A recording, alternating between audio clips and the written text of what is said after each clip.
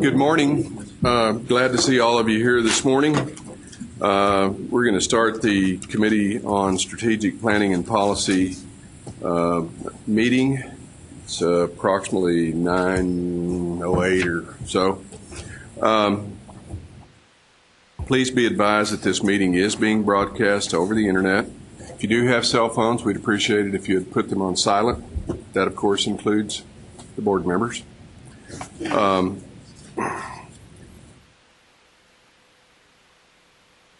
We do have a little bit of a change. I think we're trying to go to one-day committee meetings whenever possible.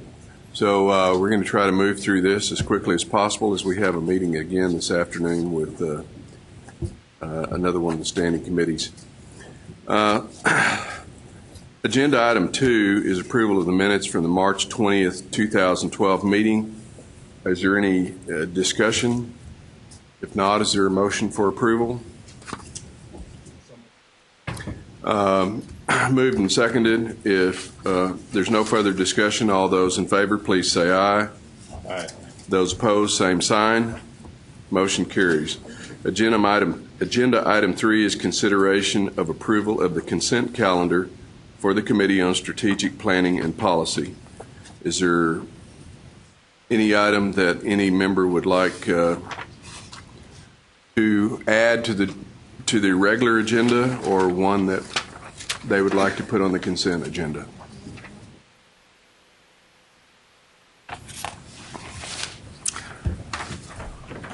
Do we have a copy of the consent?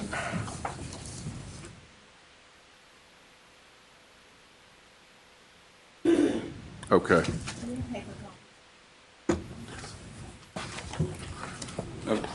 For those of us who still get hard copies,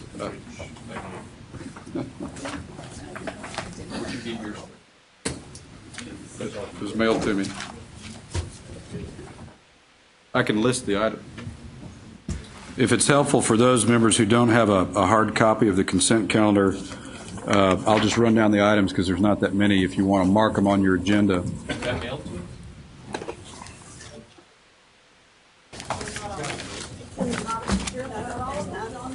No, I don't have one either. Somebody can have mine for now. No, well. Look for one over here.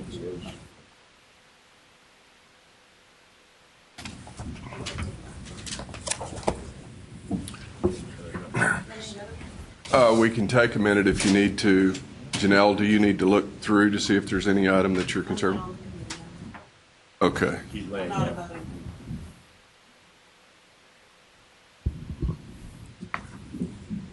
Okay. If that being the case, is there a motion to approve the consent calendar?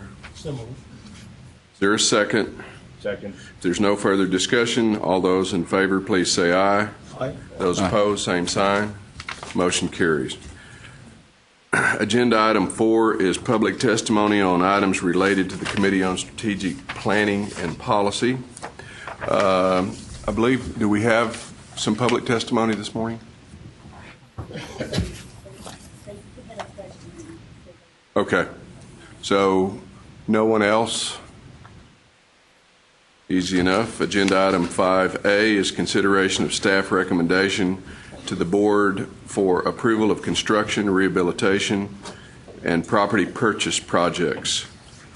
I believe item 5A1 is Texas Southern University.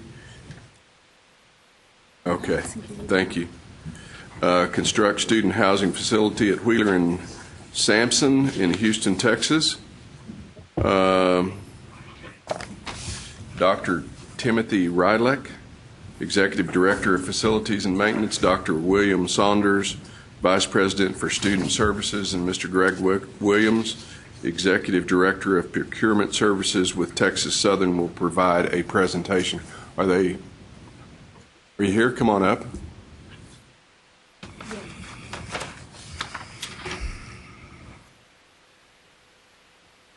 Good morning. Good morning.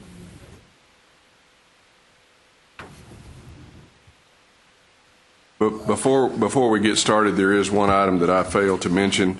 We would like to recognize Ryan Bridges, our new student board member. Ryan, thank you very much for serving with us. Did you have anything you wanted to add? At this point, huh? Okay, very good. I would add that Ryan is the first student board member we've got who's actually experienced. He served a year as a student board member for Texas State University System and is currently in graduate school at Sam Houston, correct? So if you won't brag on yourself, we'll brag on you. Of course, that means we have a lot of high expectations for you, so you better hit the ground running. Sorry, gentlemen. Welcome, and go right ahead.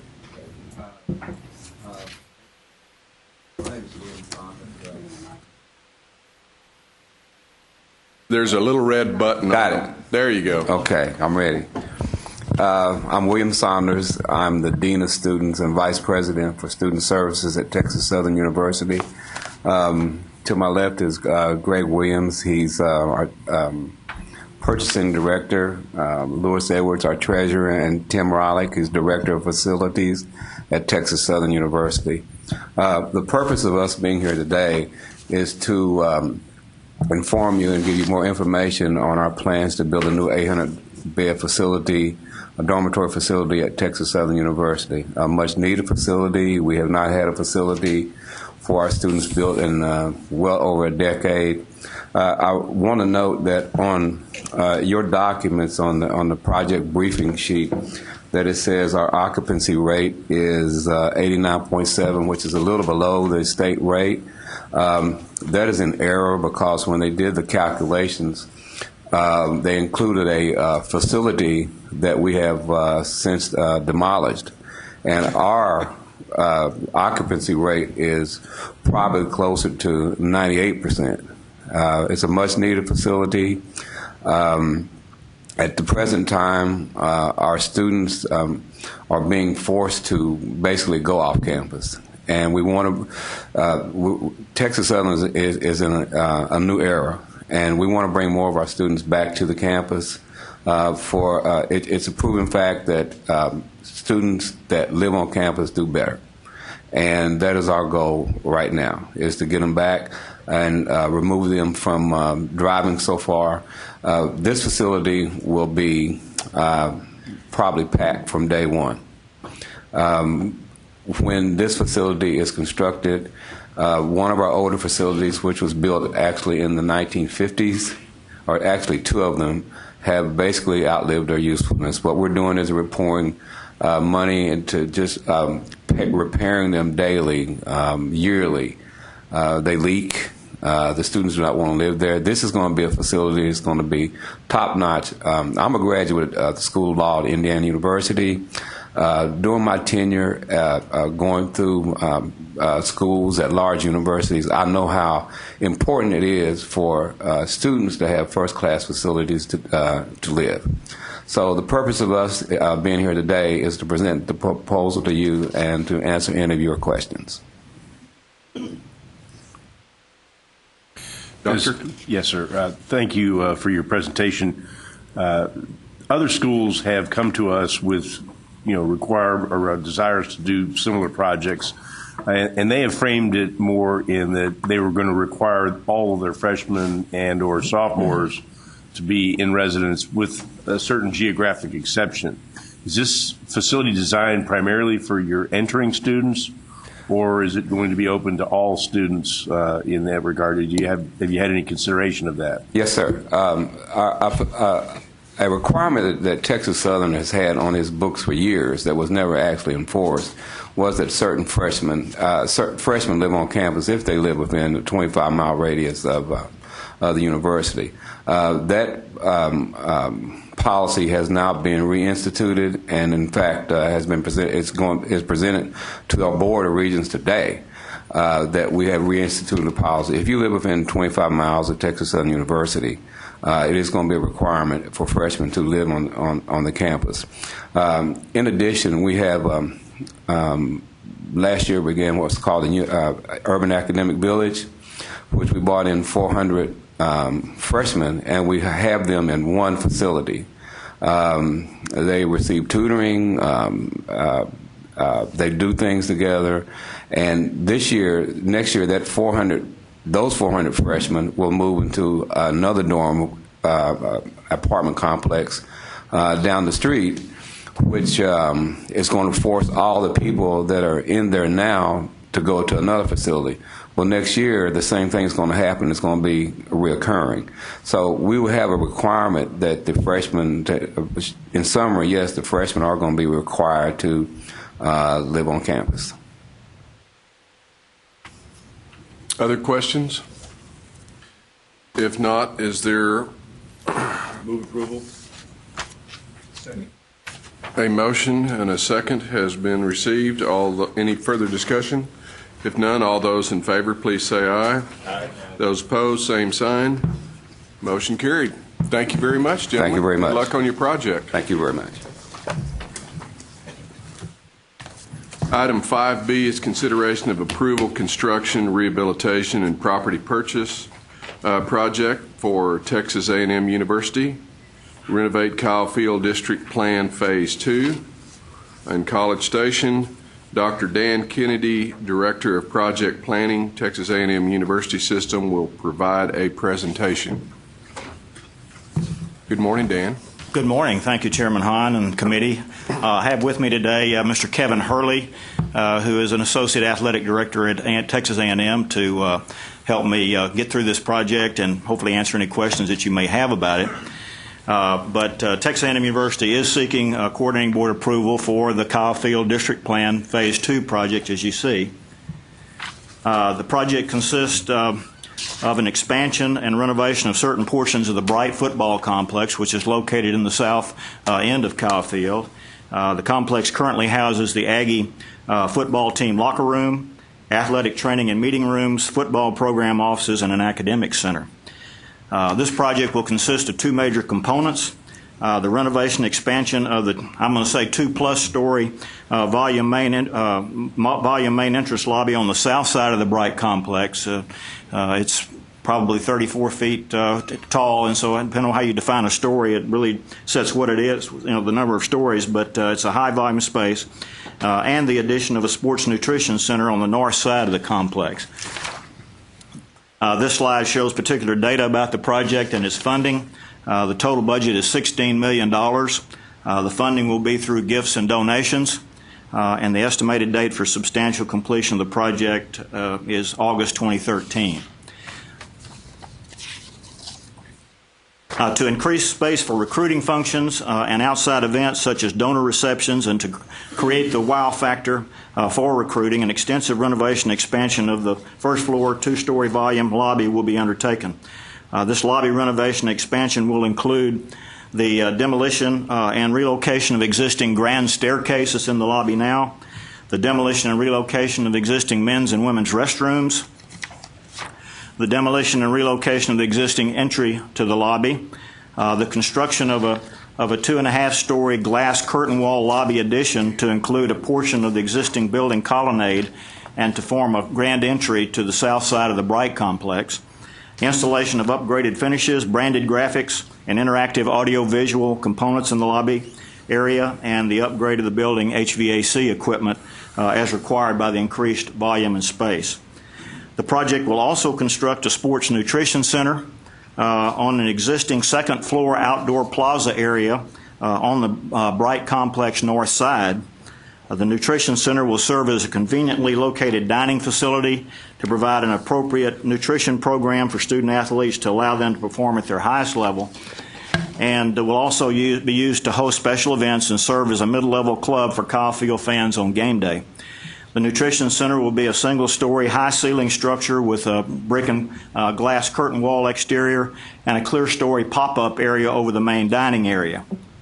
The center will include team, open, and private dining spaces of approximately 290 seats, commercial kitchen, food preparation and service areas, dry goods, dishwash, refrigeration, and freezer areas, lounge seating areas, an action station, and a cooking demonstration area, new service elevator, and a mechanical equipment to new mechanical equipment to service this new center.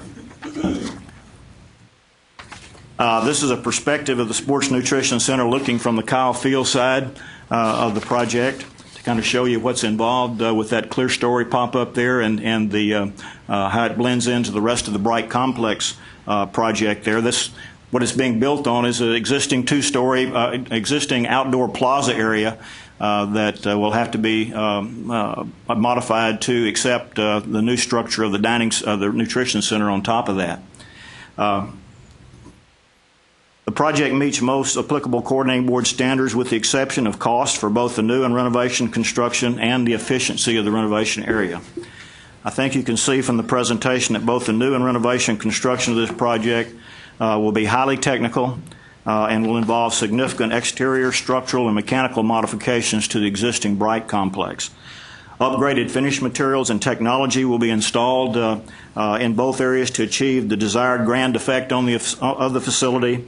And also the commercial kitchen that's being installed in the Sports Nutrition Center is a very costly type of space to construct.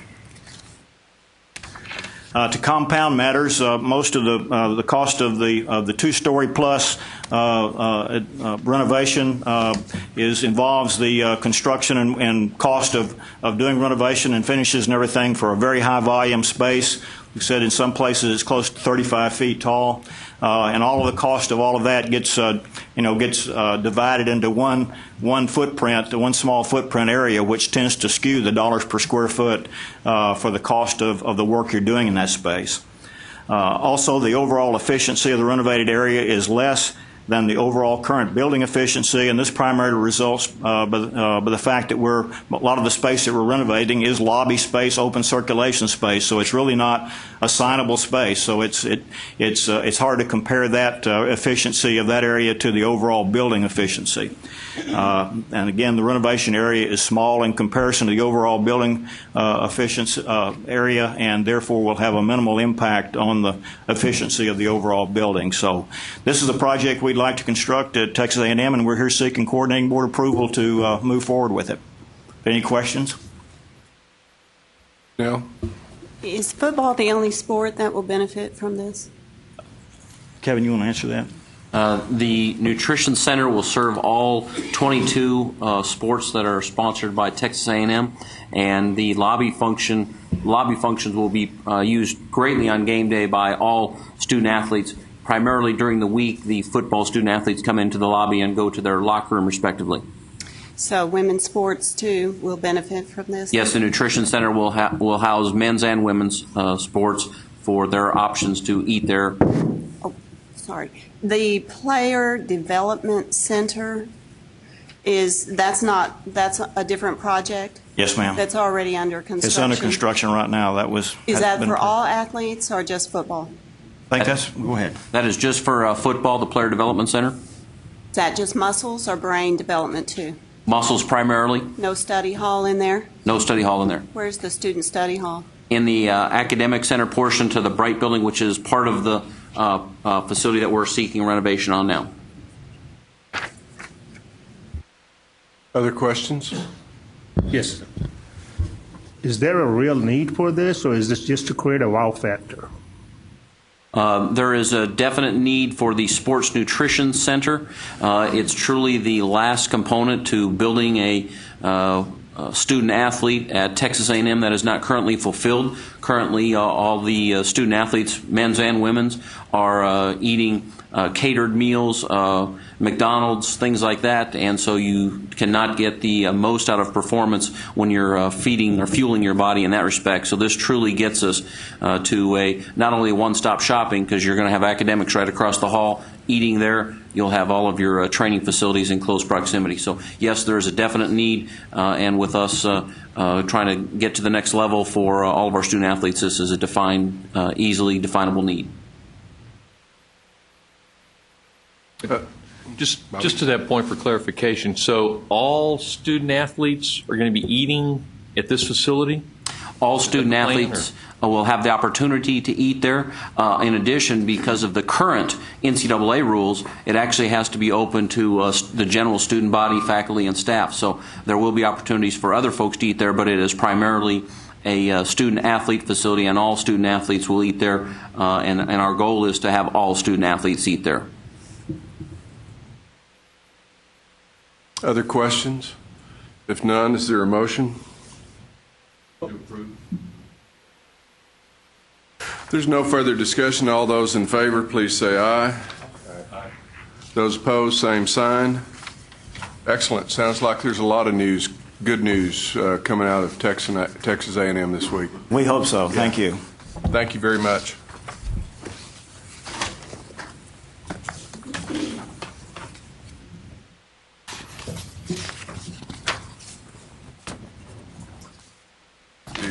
Okay. Next is University of Houston Victoria, reapproved construction of academic and regional economic development building. Dr. Philip Castile, President, and Jeffrey Cass, Provost and Vice President of Academic Affairs. Okay, I've got a whole list of people, and I only see two. So, would you all introduce yourself? Okay.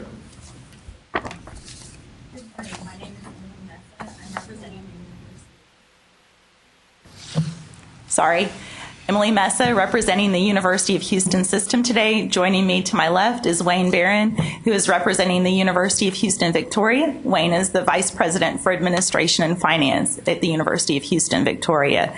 We're coming back today seeking reapproval of this project, the Academic and Economic Development Building, which was approved by the Coordinating Board in 2008. The university postponed this project because they were about that same time approved for downward expansion, and the university wanted to see the impacts that downward expansion had on the campus. So we are coming back with a larger project in terms of the scope of the project and also in terms of the project cost. The current project cost is estimated at $12.4 million for this building. It will now be a 3-story building. It'll be a 63,000 square foot building. I believe the original was about 45,000 gross square footage, so it is a little bit larger. There are several funding sources for this project, including $8.5 million of TRB funding that has already been approved. This was approved in the 79th legislature. There also is a $3 million component of HEAF that is being contributed by the University of Houston Victoria, and $800,000 in federal grant money that the university already has approved. The proposed construction delivery method is the construction manager at risk project delivery method. This is a method we've had great success with at the University of Houston. We're using this method for our Health and Biomedical Sciences complex, currently under construction, as well as our University Center Transformation Project that is just getting ready to begin construction at the University of Houston.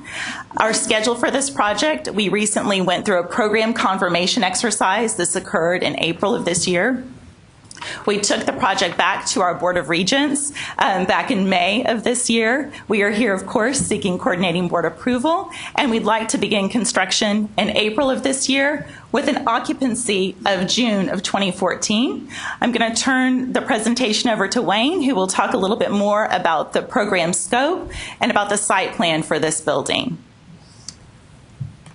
Emily does such a good job. I don't know if I have to add a whole lot to that, but the project is, like she said, coming back to you again for additional square footage and additional cost to the project. We put it on hold on purpose because of downward expansion and not knowing what we had to do with downward expansion. We found out that we needed a whole lot more faculty offices, a whole lot more tutoring space and student support areas. And with that, we said, well, we better look at this TRB because we don't know when we're getting another one. And looked at this project and expanded it. As you can see on the map here, UHV is quite unique in what we do. We only have 2 existing buildings on our main campus, just 2, and you see them there, one red, one yellow. We are all over the place. We're heavily in Online, we're heavily in Sugar Land and Cinco Ranch, and now moving into Katy, the Northwest Houston. We are out there. So what we're trying to do now is bring it all back in, a lot of it back into Victoria and become a destination university. We were here a couple of months ago for our 3rd dorm. We will be back probably in October or early spring for 2 more dorms. We're moving rapidly in that area. We should have about 1,200 beds within the next 4 or 5 years. So that's our goal, is to become a destination university at Victoria, but not give up what we do now. We will still be in the other locations. This project, let me explain a little bit about the TRBs. When we got the tuition revenue bonds, one was for economic development. We are down in an area where there's 15 counties we serve, and if you're in a small area, you've noticed that the little towns compete against each other. We want those towns to start co-working together, and that's what the Economic Development Center is all about. We also had tuition revenue bonds for Allied Health, $1.8 million, and that was basically to build a shell so we can start moving into Allied Health, and that's what we're doing with this building. You see, some of this building is shell space, so that's what we're going to do. And if you look at our SU score, we knew our SU score was pretty bad whenever we were at upper level university, but we didn't, quite frankly, we didn't have to worry about that because we were doing mainly online and off-campus areas. Now we were working with the coordinating board staff, and we have our SU score, we feel, in line. That the time this building comes online, our classroom utilization will be back in where it should be. And then phase 2 of this project, 2 years later, we'll have our lab scores in line, and that will bring our 2 biology labs back in play in this building. Phase 3 of the project will come 2 years after that, and that will complete the project, and that's where our Allied Health program kicks in as we get more programs approved through Allied Health. That's our scope. You can see on this diagram here how the phases fall in place and how the building is scoped. Any questions? I hope I didn't go too fast for you. Bobby? Quick, what does downward expansion mean? Oh, I'm sorry. We were junior, senior, and grad students only, and downward expansion means it gave us the authority for freshmen and sophomores. Get bigger. Yes, and basically what we're doing in freshmen and sophomores, we're actually going for first generation students. We're now considered a Hispanic serving institution for the first time, so it's working. Any other questions? Doctor, do you have a question? Yes. So just for my own information, the 2 of you are with the system, not with University. I'm with the University of Houston Victoria. She's with the system. Okay. So when you were speaking of we, you mean the system is committed to Victoria, and the system Correct. really wants to build this out as a 4-year campus? Yes, sir. Okay. Other questions? If not, is there a motion? Oh, I'm sorry. I had one Mr. Chairman. question, and this may be more for Susan. The presentation and the briefing both did a good job of answering how this building will impact your SU score, but the other standard that's not met is the efficiency, being 0.6 or more. Does this project also affect the 0.28? There's not a note to the footnote number 2 in my project briefing sheet. Oh, okay, sorry about that. Yes, part of that is because it's shell space. Part of it is shell space, so the efficiency is not going to be there until they get that shell space built out. So when have we projected what the overall building efficiency will be after the shell space is built out?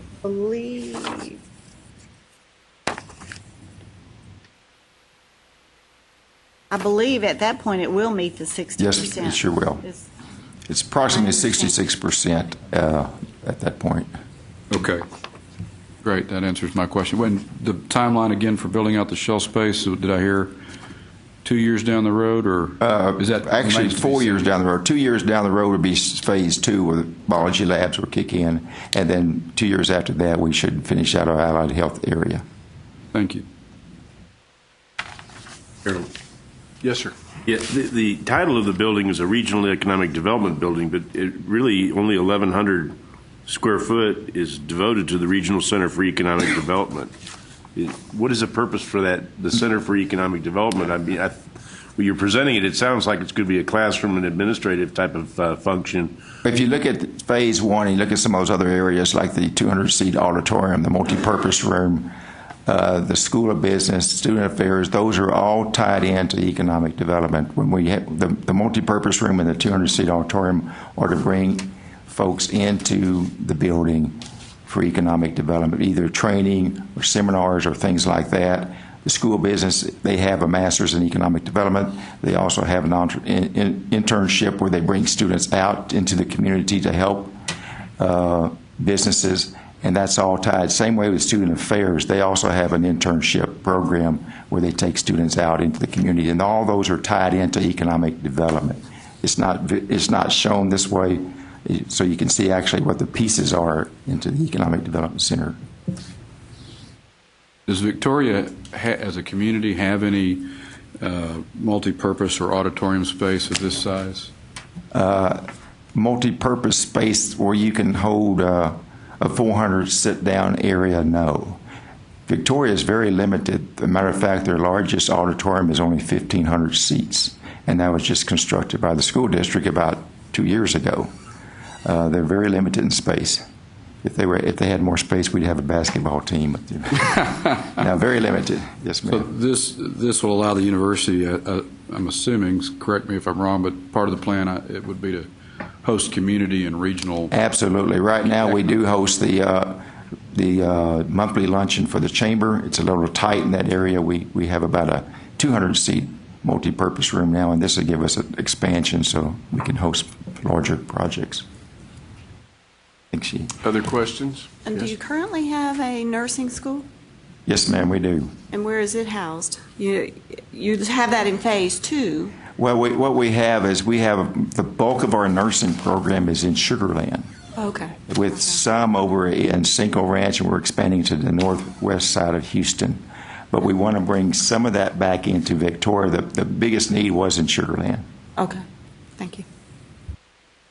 Question? Yes, sir. Specifically with the Economic Development Center, it says that area internships, is that area strictly Victoria, or will that expand? We need to expand. We need to get out of just thinking Victoria. That's back to these communities again and how they compete against each other. We need to have all these communities working together. If you look at the 15 areas, county areas, there's only 290,000 people making up that whole 15 counties. You get a large employer coming in, they're going to say you don't have the ability to handle the workforce. But if we work together, we can do that. So yes, it'll be the 15 counties that we try to take those interns out to. Any additional questions? Not, is there a motion? So moved. Second. There's no further discussion. All those in favor, please say aye. Aye. Those opposed, same sign. Motion carries. Thank you very much. Thank you. Appreciate it. Good luck with your project. Item 5C is a report on facilities decisions of projects certified to meet the requirements of the expedited process for approval. Is that you? This is an information item. I did want to point out that 86% of the total is actually from MD Anderson Cancer Center, and the majority of theirs, over $500 million of it, is being paid in right, but about $500 million of it is being paid in cash for all these buildings. So. Okay, and for informational purposes, these projects have been reviewed and approved on an expedited basis. Right. They meet all the criteria for expedited approval. Okay. All right. Does anyone have any comment?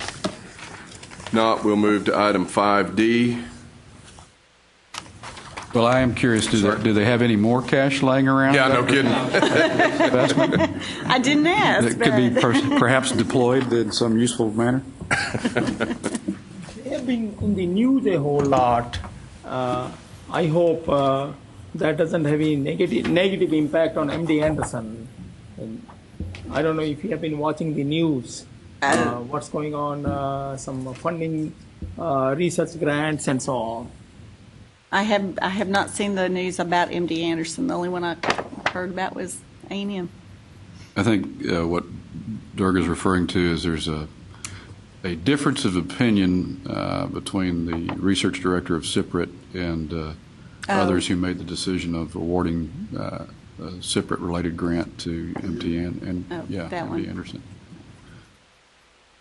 time will tell on that one. That comes out.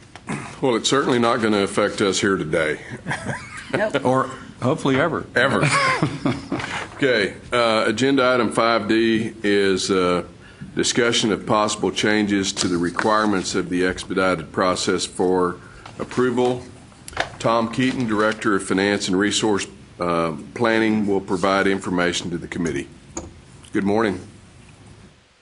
Make sure that's on. Thank you, sir. Mr. Chairman, members of the committee, my name is Tom Keaton. I'm the Director of Finance and Resource Planning here at the Higher Education Coordinating Board.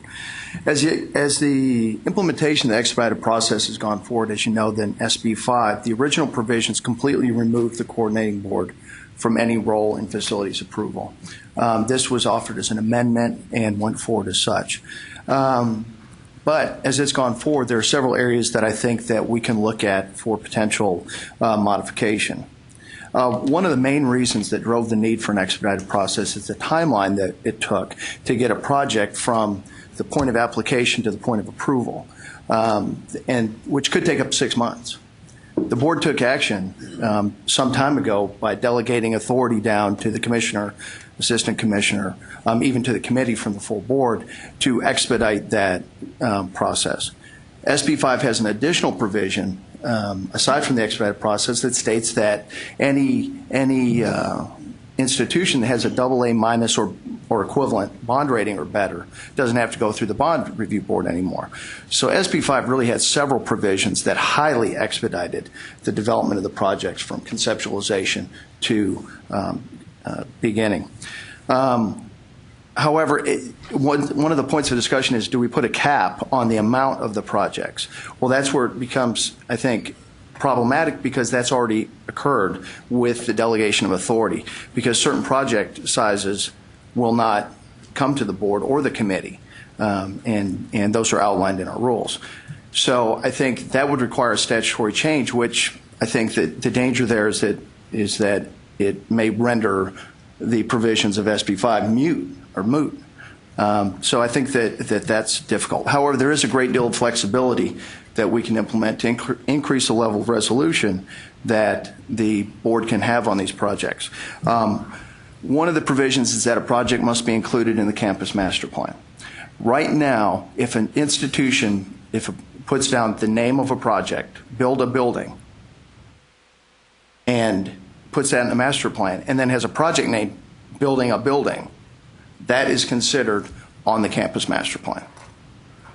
I think inherent in the bill was that there was, for it to go on the campus master plan, or MP1 reported to us, that there was some level of planning, detailed planning. Scope was to some degree determined. Cost was to some degree, at least within parameters, determined. And funding source, at least within a range of different possibilities, was determined. It's not always the case on these. And in some cases on the campus master plan, there are 50 or 60 different projects. So we would recommend that in terms of modifying our rules to define what on the campus master plan means, and putting that as such that it has within a reasonable tolerance the scope, the cost, and the source of funding. And that's only asking that institution do that 1 year in advance. And that's something that within the provisions of Texas Education Code 621.0572, we have the authority to do that. That would be a project standard.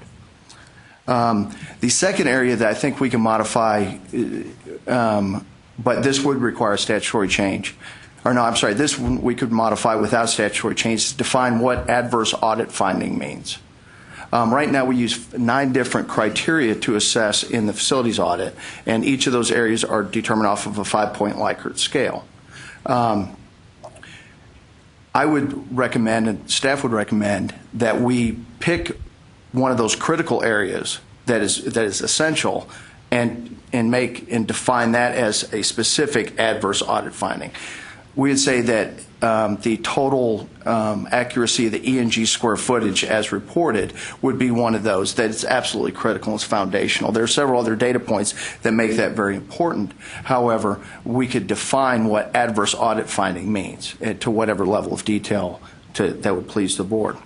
Further, we would recommend that any institution that requires a remedial audit based on the staff's assessment, that will also be considered as an adverse audit finding and not subject to expedited approval until they've satisfactorily provided the board an action plan to correct any problems. One of the things that would require statutory change, and I don't know if it was intentional or unintentional, but the health-related institutions are not subject to the facilities audit.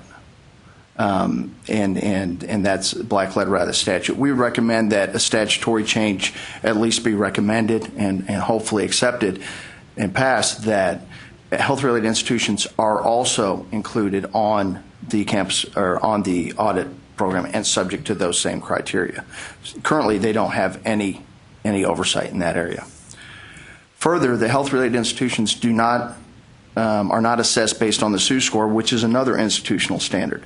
And there is no measure of efficiency for the health-related institutions. We would recommend that in collaboration with those health-related institutions, that we develop the efficiency measures that would be institutional standards for the health-related institutions in terms of building efficiency.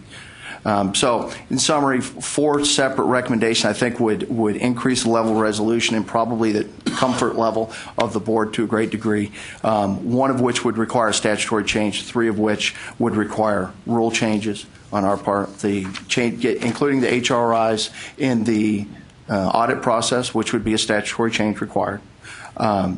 And the second, defining what's included in campus master plan means, and defining what adverse audit finding means, and then determining an acceptable measure for efficiency for health-related institutions. Mr. Chairman, subject to your questions. Questions, comments? One other area that you didn't touch on that is, I think, of concern to the board is that, if I understand correctly, SB 5 discontinues the requirement that institutions report deferred maintenance to the coordinating board beginning after fiscal year 2013 or in fiscal year 2013? Yes, sir. This fall would be the last full report that's mandated, and we have forwarded that as a desired legislative change that be reinstituted. I think that's, aside from the expedited, we absolutely agree and are pursuing any kind of legislative change. Of course, it would need to go through the process to get that reestablished. Well, since the level of deferred maintenance is one of our standards for approving projects and therefore for certifying projects, what I'm curious about is whether, if a statutory change is needed, obviously that's one possible path, but also could we not just, depending on the outcome of statutory change, could we not just change our rules to say that, we've got to have, deferred maintenance reported in order to consider your project? I would defer to others on that, but certainly I'm sitting here right now, I would say it's at least possible.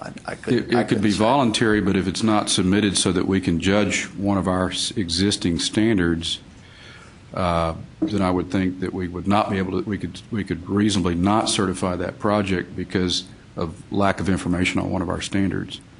That we could do that within our rules, but I'm posing that more as a question, I guess, to research. And we certainly will, sir. We can look into that. That would, hopefully we will be able to take care of this legislatively to where that they do continue to submit their deferred maintenance to us, and that would take care of it. But I can't imagine the legislature would not want institutions to regularly report on their deferred maintenance, as big a concern as that is. well, and the fact that we keep getting that question from the legislature, how much deferred maintenance is out there, and then they're having it go away. So I think that was probably a little bit of a, not sure what was going on there. So but I just would like we to will work on that. Yeah, there may be more than one way to skin a cat, should that be necessary. Sure. Other questions? Okay. So this is not an action item. This is was for because information. the board had had some questions about it and what could we do and how we could work around and maybe be able to give these projects some scrutiny because we're getting a lot of very large projects coming forward and to make sure that they're doing due diligence. And so that's why this is an informational item only, just for discussion to get your feedback on how you'd like for us to go forward on some of this. Mr. Chairman. Yes. I still think we need to entertain recommending to the legislature some kind of cap on the size of the project. It can be tied down to the overall budget of the institution, but there's got to be something, some percentage, something. Otherwise, this. In other words, just to clarify, you're suggesting that above a certain size, even if it's certified for approval, that we still see a presentation on what's being done. Presentation, and I think it should not go under expedited approval. It should come to the board. It's something that obviously we're going to need statutory legislative changes in there. Yeah, so that then what I'm hearing you say would, I think, Mr. Chairman, require statutory change. Absolutely. Because as Tom was saying, our rules, if it's not certified, our rules already say $25 million or greater, it comes to this committee for your approval, and $50 million or greater, it goes to the full board. So whether the legislature says, okay, well, if it's $100 million, it doesn't matter, it needs to go to the full board, or whatever that number is, you're suggesting we seek the authorization to add that. Yeah. Add that back or reversal, however is the way to approach the legislature on it. I understand that it's going to have to go through there if we're going to get any handle on some of these costs. Well, we've discussed some of the issues and some of our concerns. Is staff going to recommend to the board what they think will work and is most effective? Well, this was a discussion, and given what comes out of here, obviously we can go to the legislature and see what changes happen there, or we can go ahead and institute some of the rule changes if you would like to do it that way.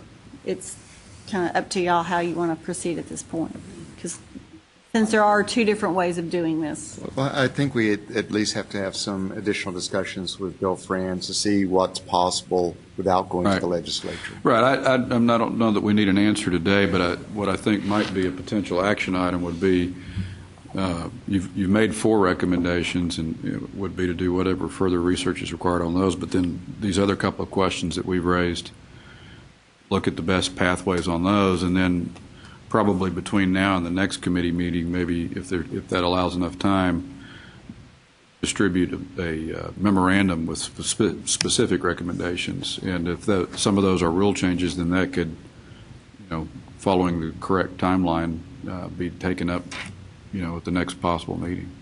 Those that require statute, obviously, that'll be a different pathway.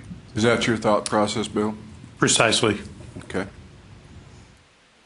Mr. Chairman, do we require the institutions to have certain amount of insurance? I know that when I hit Galveston, UTMB had enormous loss, and I don't know if they had a good insurance, enough insurance or not. Do we have any kind of requirement on how much the institutions must insure for 10% or 20% or 80% of the value of the buildings? Susan, do we have any insurance requirements? No, we don't at this point. I think it will be worthwhile to look at. I think UTMB lost so much, and I know that we had to approve enormous amount of money for them, $1 billion or maybe even higher. And I think they were underinsured. They didn't have enough insurance. They didn't have barely minimum insurance, maybe. I don't know. I'm not aware of it, but I think it will be worthwhile looking at some kind of threshold for. And I don't know about the A&M system. I do know the UT system is self-insured on for that sort of thing because they go across the whole system. I don't know how A&M does it, but I do know that UT is self-insured for their buildings up through a certain threshold. Like, I don't know exactly the particulars of that.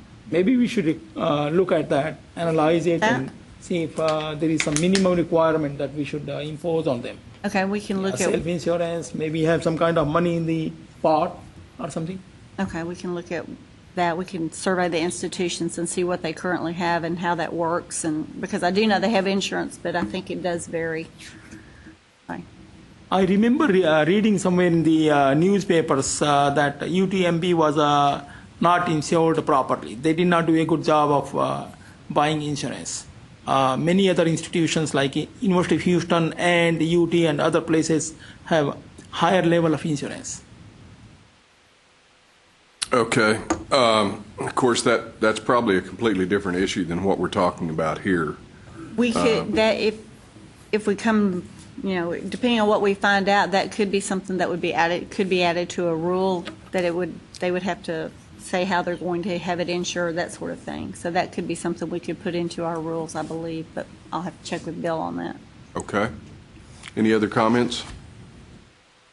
If not, Tom, thank you very much. Agenda item 5E is a presentation by Midwestern State University on future campus plans for the institution. Dr. Jesse Rogers, President, Mr. Juan Sandoval, Interim Vice President, Finance and Administration, and Kyle Owen, Associate Director, Physical Plant for Midwestern State University, are available to answer any questions regarding the information in the presentation. Welcome, gentlemen. Floor is yours. If you'd turn your mic on, just a little red button. That's the red button, okay. That's the one. I'm Jesse Rogers, President of Midwestern State University, and I have with me today Mr. Juan Sandoval, our Vice President for Business and Finance, and our Associate Vice President for Campus Planning, Maintenance, Construction, Kyle Owen. Let me take just a few minutes to give you a little background on Midwestern State that you might not know. Actually, we're one of the older universities or the schools in the state of Texas. We started in 1922 as a municipal junior college. We're a private school as Midwestern State University. For many years, we became a state school in 1961. We moved to our current campus in 1938 when the existing Harvard administration building was completed, and we've been working on that campus and building on it ever since. I think the topic today, it is clear that one of the greatest expenses for higher education in this state and all other states is the continuing maintenance and update of our campuses. We certainly understand deferred maintenance well. It's always an issue that we watch, but we often forget that as our knowledge base expands, what we know greatly determines what we teach and how we teach it, and we must be in a constant upgrade of laboratories in order to keep up with our new knowledge and the way that it's taught. Great examples of this certainly is biology. When I became a young chemistry and physics professor and went to Midwestern State University, most of our biology was done in the field. Today, 90% of it's done in laboratories, as the field of molecular biology has just exploded since I started as a teacher. And so I think that's an excellent example of it. We're going back to we've just recently had a very nice gift to put petroleum geology into our geology program, because it's clear that the domestic energy business is going to be with us a long time and perhaps not have the ups and downs it has in the past. And there's a great demand for our graduates to have some background in the petroleum area. So we're going to have to change our laboratories for geology, just as a couple of examples. First, let me just take a couple of minutes to show you just a few things that we've done in the last 5 to 6 years on the campus. The first is that building that we're very proud of, that our students and the community enjoys very much, and that's the Bruce and Graciela Red Wine Student Wellness Center. It is an exercise and play area, and it also includes the Vincent Health Infirmary, which we moved out of an old building on campus. That building was funded, of course, with student fees, and it was completed in 2009. It is used heavily, and we're very proud of it, and our students are too. The last dormitory that we completed, and I'll have something to say about dormitories in just a moment, was Sundance Court. It holds, I believe it has about 276 beds. It's an apartment-style complex. It serves us well. It's very popular. I think in the future, that's probably, for the long-term future, the last apartment-style dorm that we will build. The next one that we're thinking about will be a freshman dormitory where everyone has roommates, and it's more of a traditional-style dorm when we think that we're ready for that now. But anyway, Sundance Court is part of our dormitory complex, and it was the last dorm that we built. The old instrumental music building became unusable because of air quality and because of fire safety and so forth. We were basically ordered out of that building. Our performing bands have grown so much, the building was too small, so we've abandoned the old instrumental music building, and with a very nice gift from the Fain family and from HEAF funds, we were able to build a new instrumental music hall that has applied piano, other music classes, and that's a place that all of our bands and instrumental programs can expand, and it has increased our student count in music, which I'm delighted over, and we're very proud of that building, and we're pleased that the Fain Foundation helped us with that project. One of the longest-term, largest projects that we've dealt with is the renovation of D.L. Ligon Coliseum, which is partly athletics and is partly academic, housing kinesiology and other human performance laboratories, classrooms, and so forth. When Midwestern became a state school in 1961, some of you may remember the state had an ad valorem tax that was used to build new buildings. So starting in about 1964, we built 4 major buildings on the Midwestern State campus, including the library, science building, and I watched this building go up. It was heavily used. We did not renovate it, and by the time that I became president, the building really was in dire need of renovation. We've been able to renovate that building, and by the way, I'll say we're very proud of it. The community's proud of it. I don't think buildings like that will ever be built on campuses our size again, so we need to take care of it, and we need to use it. We were able to do this renovation with a $8 million tuition revenue bond, with athletic student fees, as well as gifts and grants that went into the project. We did it in 2 phases. I believe the total cost of that renovation was about $18 million. It is essentially a new building now. It has new roofs, new plumbing, new HVAC systems, and so forth. And so we've made great progress. We took care of a lot of deferred maintenance with that project when we finished it. Let me move on now to our basic 5-year plan. And, some people think that's not a long-term plan. To me, it is. And what I'm going to talk to you about, we have the money in place. We've done the planning. We've kept our Board of Regents informed. I believe, Mr. Munir, this started while you were chair of the board. We started this planning, and we're now ready to start moving on a pretty massive renovation and even addition to our campus. The first thing we've got to do is clean up a significant number of surplus buildings that have become surplus because basically of their condition and because we've moved out of them. We have a new infirmary, we have a new band hall, and so forth. So you can see in the next slide that we're going to demolish about 45,000 square feet of old buildings. This turns out to be quite a costly project with asbestos abatement, and even one building is the old ROTC building that had a shooting range, so we have to do lead abatement in it. But it's going to, we figure it's going to cost about $500,000 to get rid of these buildings. It's going to give us a lot of new green space, make the campus more usable, to give us space to put some commuter parking lots, and we're eager to get started on that. I believe some of these buildings are 2x4 bricked up. They'll be the last of their type on our campus, so we'll have a definitely improved campus when we get these old buildings out of there.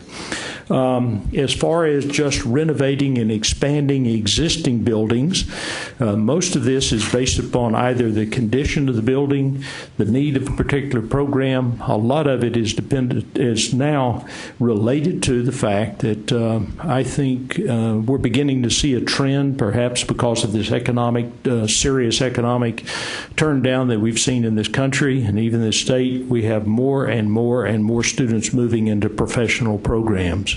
One of the great examples is our engineering program. I had no idea that we would be at a point already. That program was started in 2005. We have 200 majors. We're turning out 35 to 40 mechanical engineers a year, and we're now to the point, because of the size of the laboratories, size of the computer laboratory, we can't take any more engineering students. Mr. Jim McCoy has come forth, given us $3.3 million to expand that building. We need to expand the computer laboratory. We had gifts to buy new computers. We'll be able to handle 50 students in a computer lab with different types of software as opposed to handling 13 today.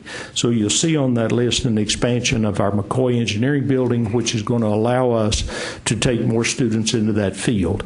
I think I completed my thought when I stated that it's clear that students are their attention has been moved to professional programs. We're seeing a growth in areas from accounting to all of the health sciences to engineering, and I believe that trend is going to continue, and we have to be ready for it. When we have a university, basically Midwestern's had a flat enrollment for many years, but we have uneven growth. We're turning students away from some of our programs, such as engineering. We cannot continue to do that. So that building needs specialized space and it needs expanding.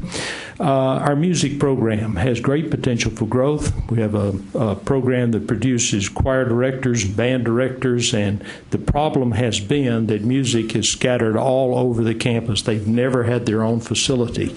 We were fortunate enough to be able to purchase a private school that's across the street from Luis Rodriguez Drive.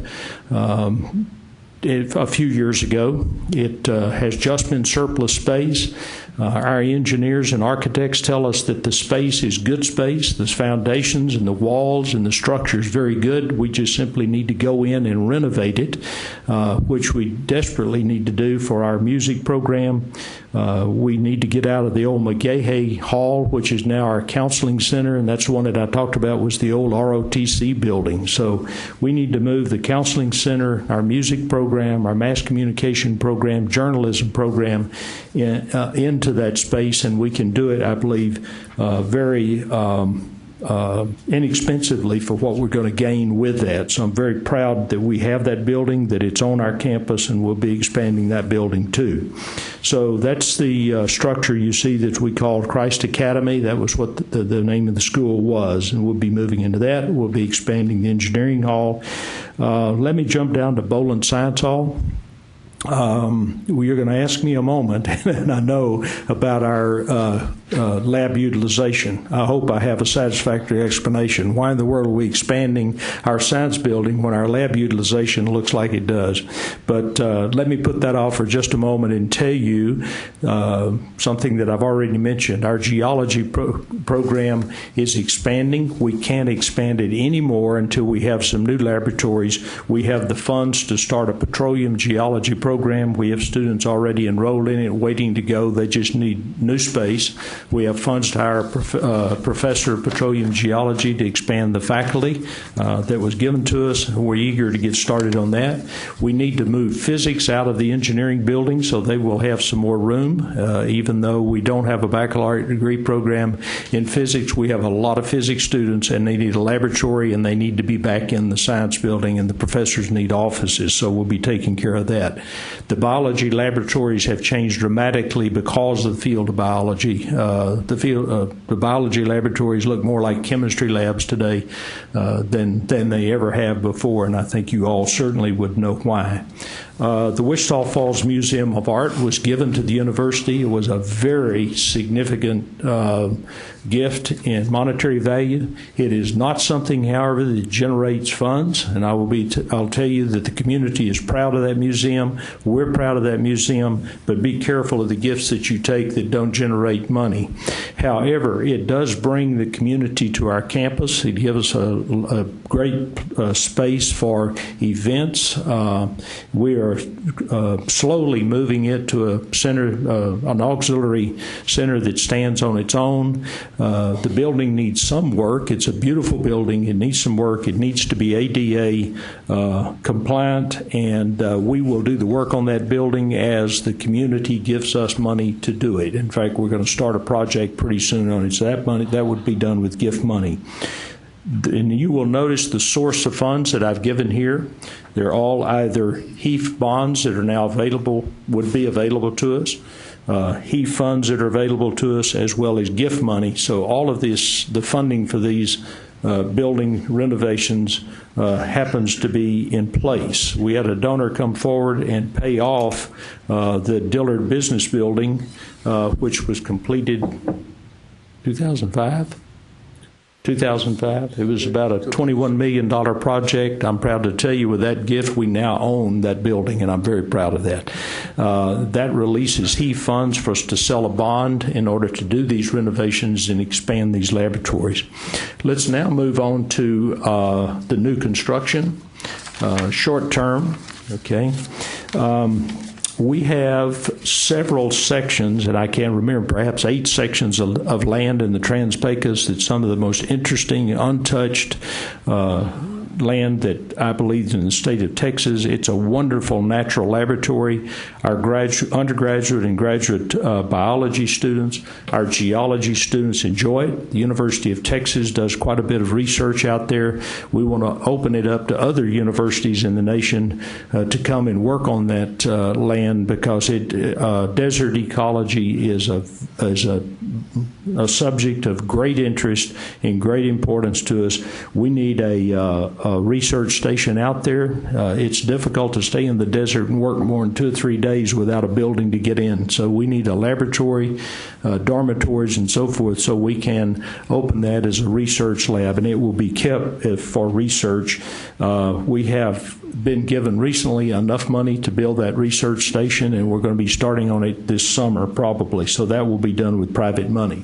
You notice we tore down the old police station. I don't think I mentioned it specifically. It's housed next to the campus in an old residential place or a home. It's not adequate for our police force. We need the police near the middle of the campus in a nicer building, and we will be building a new police station, since we're going to have to tear down the old one and put a parking lot in its place. And I'll be very pleased that we get that done for the security of the campus and our students.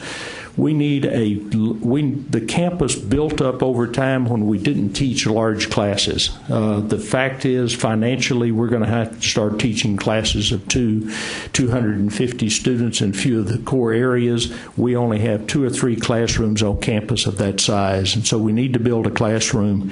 Additionally, we need more space for our coaching staff, and if we do that at the same time, we can do it with HEAF for the classroom portion of it, and we can build the offices for our sports program and our coaches from gift funds that we are in the process of raising. Let me comment on what we would call our long-term plan. As I sit here today, we're still planning long-term.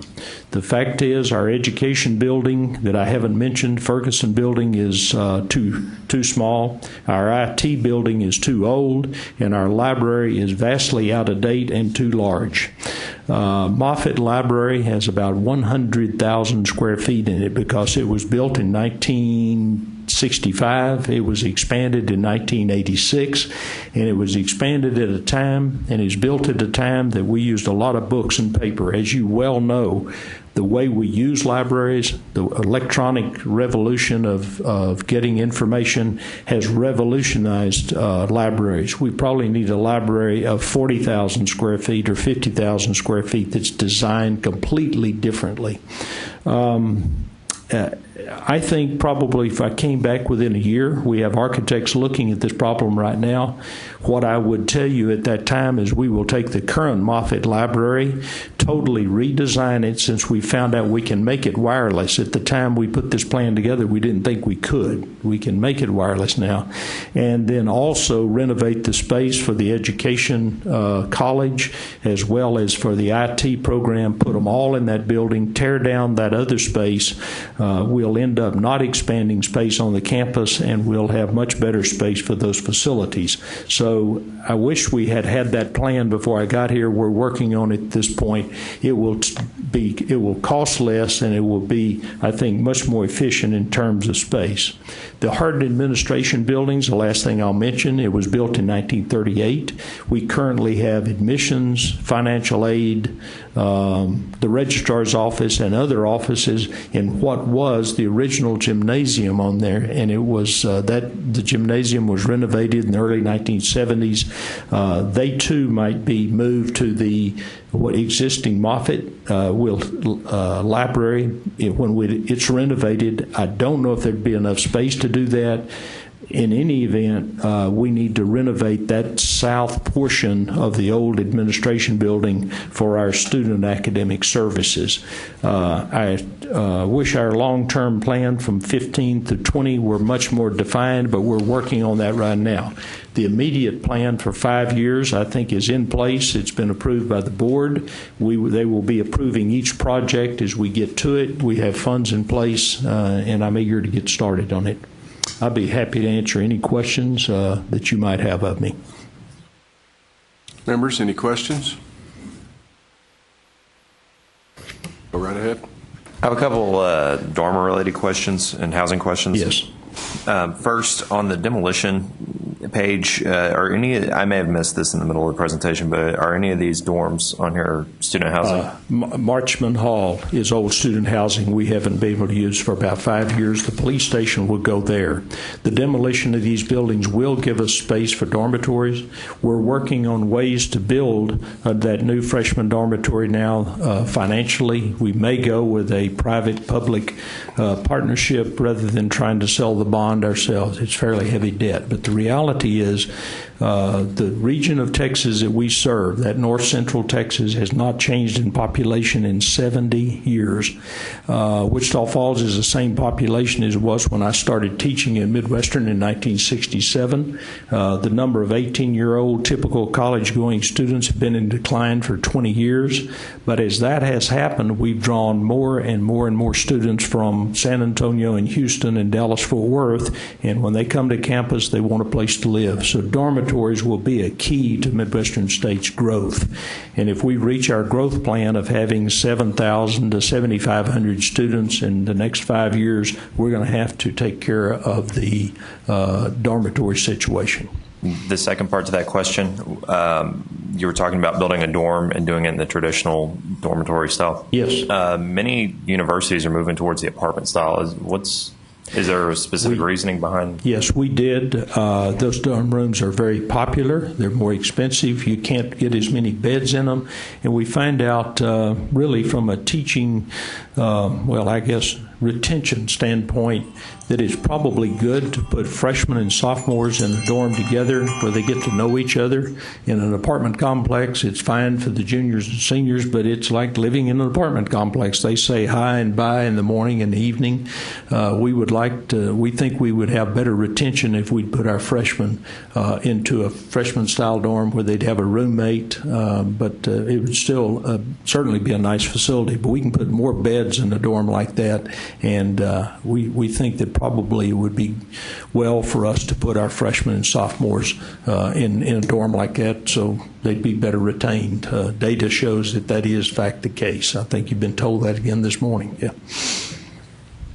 Just along those lines, I guess, and to put this all in context for me, so current population and what's the trajectory of the increase over time, and what are you basing that on? We've been flat for about 10 years, but if you look at the data, if you mine down a little bit deeper, what has happened is if you do a bar graph of the percent of the students from the immediate Wichita Falls area, when I started teaching there 80% of our students came from 4 counties.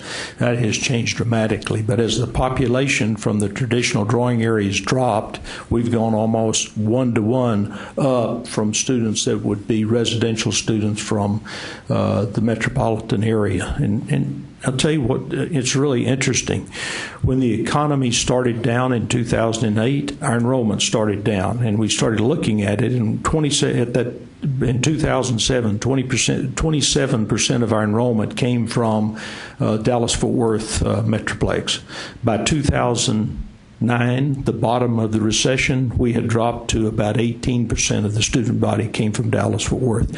David Gardner's numbers are good. I heard someone say about that. He can track for us, and we looked up every one of those students, and what we found out is they went home because of cost or perceived cost or so forth. As the economy has begun to improve, we see the enrollment coming back again from students that are residential students. I think we're poised and have a plan to let enrollment, and I say let enrollment begin to increase. We to get our graduation rates up, and we had to cut down the number of developmental courses we had to teach. We've raised admission standards twice since 2005. When you do that, you have an immediate drop. We'll turn away maybe 300 freshman applicants. You don't drop that much, but because of retention, you soon grow back to those numbers. I think our admission standards now are adequate. I think the students that come in under them are prepared to do collegiate level work, and we're going to see the enrollment begin to grow. In other words, we've changed them enough, and I think that's leveled us out too. So the economy in that has, I think, certainly had a leveling effect on our enrollment. I'm pleased to say that our current dorms are already full for next fall. It appears that our entering class is going to be one of the largest we've had in some time. As a result of the increase of, and I hope this is a result of it, is the result of the increase in admission standards back in 2005, we have just experienced the 2 largest graduating classes that we've ever had. So now we have to replace those students. That is good news for us, though. So not making excuses, but as we analyze it, we try to be positive about it. But enrollment has been basically flat for 10 years because of the demographics of where we are and the changing demographics of the university. What is the current enrollment, Jesse? Did you mention that number? We were as high as 6,400 plus before the economic turndown. We were down this past fall to 6,157, 58, something like that. I believe we will at least flatten out. We may grow some this fall. I really anticipate the growth being the following year. So but it sounds like your target is about 20% growth over the next 5 years. Yes, it is. And I'm optimistic enough to believe that we can reach that. We've got to solve several problems. We need the lab space to take in more students in those areas. We don't want to be turning students away from nursing, respiratory care, radiologic science, which we are doing now. So we've got to expand that capacity too. We don't want to turn away engineering students because that'll help us grow. So the thought process is with the facilities, the students will come. Absolutely. In fact, the facilities that we're working on, other than music, and it's true too, our music program will grow if they have better facilities. The idea is the areas that we are working on and expanding are areas in which we're running out of space because of the shift of majors into, I'd say, professional programs. Okay. Yes, that's exactly right. So, kind of just not the dorm, but the whole broad picture. You've got $18.6 million in renovation expansion and another 4.1 almost in new construction. So, just shy of $23 million. Can you ballpark how much of that really is necessary to adequately serve the existing student body versus how much of that investment is targeted at the growth? Grossly, I'd say probably it's split 50-50. We're going to take care of a lot of deferred maintenance with this. So that's for the existing programs and students in programs with new laboratories, and the rest of it would be to allow growth, particularly I'd say that small pace we're adding in engineering and in the Boland Science Hall too. And then what the projects that described on here is 2015 to 2020, so there's some overlap, but I assume this is mainly the next 5 years, $110 million. Yeah. That's based on hitting that growth, or it's based on our problem with the library. It said the library was expanded at a time that we anticipated we would continue to buy books, decennial indices, do our research on paper. That is not happening. Libraries don't need to be that large anymore. And I anticipate what happened, we're going to cut that number down as our architects work on it and use that library as a new home for the College of Education as well as IT. So I hope to get that changed and have it in our master plan that we'll publish within the next year. So that 110, for that reason, obviously will come down. It's going to come down. But we are going to need some TRB help when we get down to renovating that building. It is a large building. It needs a lot of work done on it to reorganize the space. This is a discussion for all institutions, not just Midwestern State, but the TRBs are such an uncertain pathway to trying to finance facility improvements. What other newer, more creative, outside-the-box methods is your board and your administration looking at for financing these? The greatest, I think, one of the really, Wichita Falls is a very generous community. I think the community realizes that the economic structure of the city has changed dramatically in that period of time that we talked about. I think more and more there's a realization that having a baccalaureate master's granting institution right there in a city of 100,000 students is one of its greatest assets. As a consequence, we've been given somewhere around $70 to $80 million in the last 8 years. And most of it's gone into buildings that I didn't show you there. It's gone into professorships, into research money, scholarships, and so forth. I look to the community that has the capacity to help us build that university. And I'd say that's really not out of the box, but we're going to work very hard to have private funds to put in this. Just like one example that's allowing us to do this conduct this 5-year plan is really centered on the fact that we had a donation to pay off the debt on the new business building that I did not show you. That means that we have not leveraged our HEAF money at all. We can go back and now leverage that and contribute that to this construction. If you'll notice, quite a bit of that's done with student fees as well as gift money. And I think our conversation about the library, I wish we had that finished, is one. I think we can find greater efficiencies if we look at modern libraries and look at buildings, look at ways to use the space that is there now more effectively. Don't have any real secrets to do that, but I think that we have shown here that we are becoming less and less dependent upon the state because we fully realize the state of our economy, the demand on the state from other institutions, education, social services, and so forth. We're going to be more on our own, and I think we're prepared to do that. What the President mentioned on the new library building, obviously the rethinking of that will reduce the size of the 110. And the other is, if you look at the $35 million, that's strictly housing income that will pay for the debt. If the enrollment is there, if the housing demand is there, and very honestly, it looks like it is. There's a waiting list as we speak. It'll pay for itself. The other $5 million, it's gifts and grants. Again, that's an auxiliary activity. The money's there. If the grants are there, then we'll... $1 billion? Million, 5 billion. Oh, I was going to say, we need to talk to whoever's doing your fundraising. Million, no, not in the billion.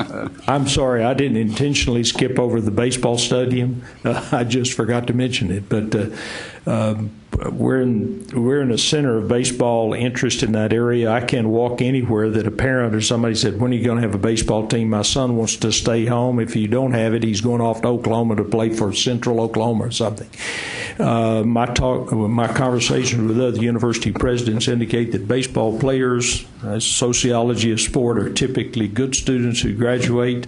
24 players, 9 scholarships. The program will pay for itself each year and bring more students to the university. It'll introduce us to high schools that we have no students from at this time. It's a good recruiting tool, and as well as keeping some students home. So I really believe it. If we can raise the money to build that stadium, that'll increase the university's occupation of dorms as well as increase our enrollment. How will this building program improve your laboratory SU score that you referred to earlier? Oh, well, first of all, that SU score is somewhat distorted by a mistake that we made.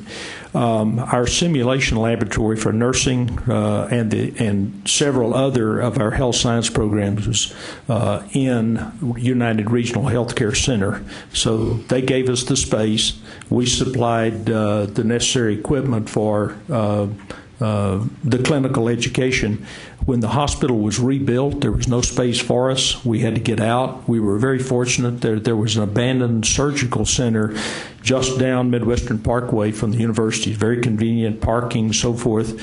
We purchased that building with some of our, what we call building building funds, our deferred maintenance funds. We had a gift of $250,000 from the Bridwell Foundation and a $100,000 gift from United Regional to build that, with the condition that they could use it for continuing education. What happened, we bought it, we did a renovation on it. It's a very good building, it works great, but we forgot to show in our report that we had scheduled in it. We showed the space, but not the scheduling. You put that back in, our score will jump back up to a satisfactory level. So that just that one change of accurate scheduling information puts you up at a 75? Yes, because it will be heavily scheduled. There's someone there all the time. Yes, sir. This is really kind of off the subject, but while we have you here, Midwestern is one of a handful of independent universities. Has your board looked at strategic planning for possibly joining one of the other systems? And if so, have you looked at the opportunities that others that have joined systems benefited from that? Yes, I've talked to the commissioner. We've had several conversations about this. We've talked to other universities that we might be interested in being with. I will say that we absolutely have an open mind to joining a system. At this time, I guess I would say the majority of our board at this time would prefer that we not do that, but we will always keep an open mind. If it would help us basically get a TRB bond, I'm trying to get around saying it was help us with the legislature, and we could see that we could operate more efficiently, or that we could grow from it. We're looking at all those things in our planning, so we keep an open mind as far as that is concerned. And yes, I've actually talked to other systems about that possibility, and some are certainly open to us being part of a system. I think time will tell as we see everything develop. I don't mean to be evasive. We just don't have a plan. We would like, if this does happen, we need to do it. I want us to be in a position to say we know where we want to be because of location, similarities, whatever the system can do for us, and so forth. Dr. Rogers. Yes, sir. I must compliment you on the way the campus looks. Thank you. Okay. Anybody that was at that campus 10 or 11 years ago versus today, you sure have addressed a lot of deferred maintenance, some beautiful new projects. The campus, looks fantastic. I think your ability to raise private funds shocked me. If somebody had told me that 10, 11 years ago that you could accomplish that, I said, sure. We hope you got some of yours, Munir. We did. No, he missed out on that. No, that's not true. But the truth is, I don't think if you would look, all the fundraising that MSU done from its existence or inception till Dr. Rogers came along was compared to the last 10, 11 years. I bet you we did more in the last 10, 11 years. Is that correct number? Yes. So from all that aspect, I'm pretty impressed. But I do have one big beef that I think you and I have discussed and talked about it before. If you look at our budget 10 years ago compared to where we are, almost double, we're still at the same 6,000 students. That's right. We have had a lot of planning, a lot of goals in terms of how we're going to increase. And we go on that cycle, we see some little bit increase, and then we have a tuition increase, and boom, we go back down.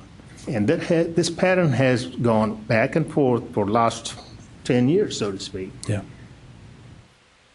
In order for us to continue to spend more money of the state resources or the private resources,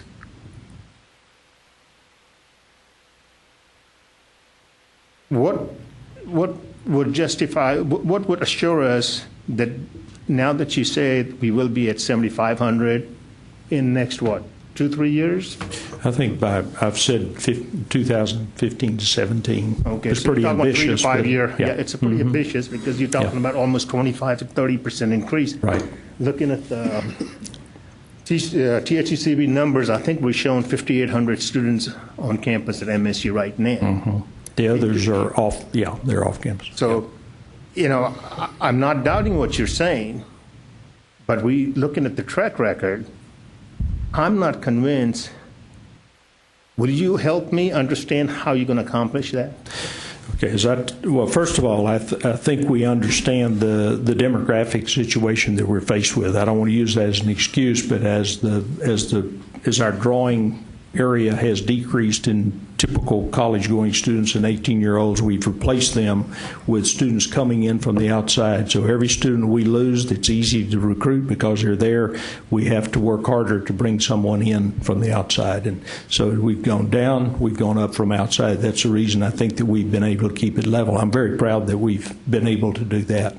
As I talk to other presidents at other universities our size, it's clear that we need to move more and more into distance education, blended education, probably even, there's some other strategies that we can use. We now teach the second 2 years of 2 of our health science programs with distance education. They're on the campus some. They came there for the first 2 years. I think there's an opportunity there. We're talking to other schools in metropolitan areas about taking our programs and forming partnerships with them. I'm not ready to request that we do that yet, but I think there's some real opportunities. I believe that we're the only school in the state that teaches baccalaureate programs in radiologic science and respiratory care. So I think there's a great opportunity to increase our headcount enrollment by forming partnerships in the metropolitan area. I think distance education is. I think, though, we've got to solve the dorm problem. There's several strategies that we haven't used in recruiting. We have a new young person that has a lot of great ideas about recruiting over Facebook. We're going to a portal system of communicating with our students. We've discovered that they don't look at their email as frequently as they do their text messages. So we are catching up in basically recruiting methodology. When we get a student's name that they've said we're interested in you in some way, we're going to become their text pals, and they will have a website basically available to them. So we're changing strategies there. And as I say, I think we now, the clear way to finance the university, and you're absolutely right, it's clear to me and everyone else, our budget, our appropriations from the state, and I understand this completely from an economic standpoint, is the same as it was in 1998. We cannot continue to expand or compound our tuition and fees by 3.5 to 5% every year, it just gets more and more expensive. We're going to have to depend on the economics of growth and size in order to maintain the programs, the quality of programs that we have, the athletic program that we have, in order for the university to stay financially safe.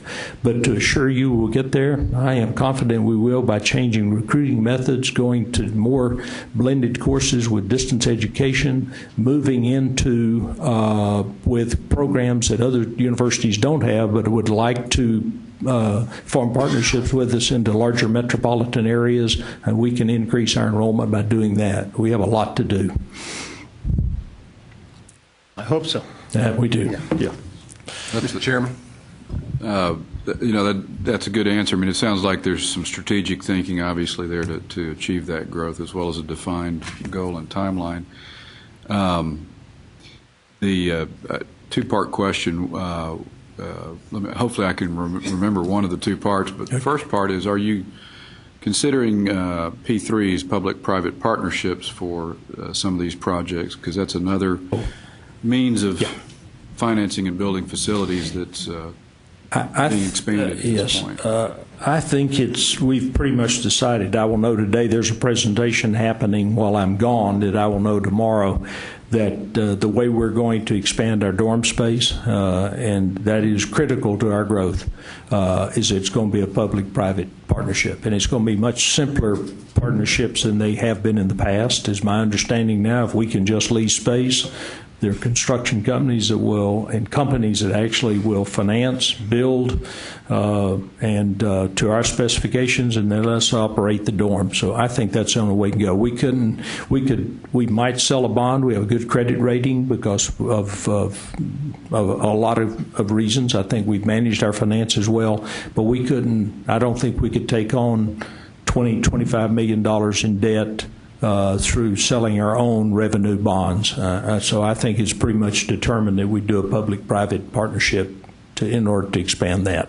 Now, they're most frequently used in auxiliary facilities with a easily identified stream of revenue, like dorms and parking structures. But I would encourage you, as I do all institutions, to look beyond that to non-auxiliary facilities as that market evolves. That's what happen. That market is evolving. I think it is something new. You're ahead of me on that. I'm beginning to be able to accept it. I've been thinking the other way for so many years. It's hard to change, but I think that's going to be true of all Texas universities. You're not the Lone Ranger in that. That's true. That's true of probably most of our institutions and folks who've been, in this field for so long. The other question I was going to ask kind of takes off from the question that Dr. Tischer asked. And I don't have a preconceived notion of what the answer would be, but have you considered, if our four independent institutions were to become members of a system family, so to speak, have you studied or looked at whether that would have a positive impact on enrollment for whatever reasons? Mr. Lalani and I have discussed that. I know they brought it up, and I think that potential is there. We are looking at that. For example, if with certain institutions with similar programs, if we could ensure students have a certain GPA by the time they get out of the engineering program, they will be definitely accepted into the master's program of a larger institution, a Tier 1, for example. I think that would help our growth. If we could form a partnership in which institutions could not take students but refer them to us, I think that could possibly help too. So we've looked at all of those potentials and as a possibility. As a scientist, I have to say I'm not sure that we would ever actually know whether that would happen or not, because as you look at institutions that have grown, that are in the systems, and I talk to them, they have built centers in larger metropolitan areas to serve new groups of students. They've expanded their distance education programs. They've expanded into PhD programs, and brought in large numbers of in certain areas. We don't have any aspirations at all to move up in the graduate program area, though. I didn't mean that. But I think there are certain things that could be done if you form the right relationships with your system schools that could help enrollment. Yeah. But I'm just curious. I don't know that we've ever done that research either, or whether there's models in other states of that migration that would yield any useful data or not. But you're right. Some of the factors are subjective. It's everything from branding to shared resources, shared efficiencies. You know, there are a lot of different facets to that. Those are concerns, and I think we need to put those aside. People, our donors, our board, our faculty, our students would all have concerns about losing identity and so forth. I really don't think that's a real consideration. I think that could be part of the deal. Yeah. But I think it is important to consider that. We work very hard to get our name known. It's not a part of the state that's well known. Midwestern State has been there since 1922. We're not a well-known university, and we're becoming more so. I wish it were for our chemistry program, our economics program, but there certain accomplishments that we've had that have brought a lot of students to the campus that I didn't plan on. People asked me if I thought we would have one of the most competitive Division II athletic programs in the nation when I became president. I said no, that was not part of my plan. But it has been good to get our name out nationally as well as in the state and so forth. Well, I appreciate your candid and open-minded answers. It's helpful to hear. Okay, thank you. We'll work hard. We have a lot to do. Thank you. Okay. Any other questions? Munir, thank you for voting on those projects that you mentioned, by the way. Okay. Well, Munir continually tells us how his leadership has continued the momentum of the university. Mr. Chairman, we don't have much time. Thank you very much, gentlemen. Thank you. Enjoyed it.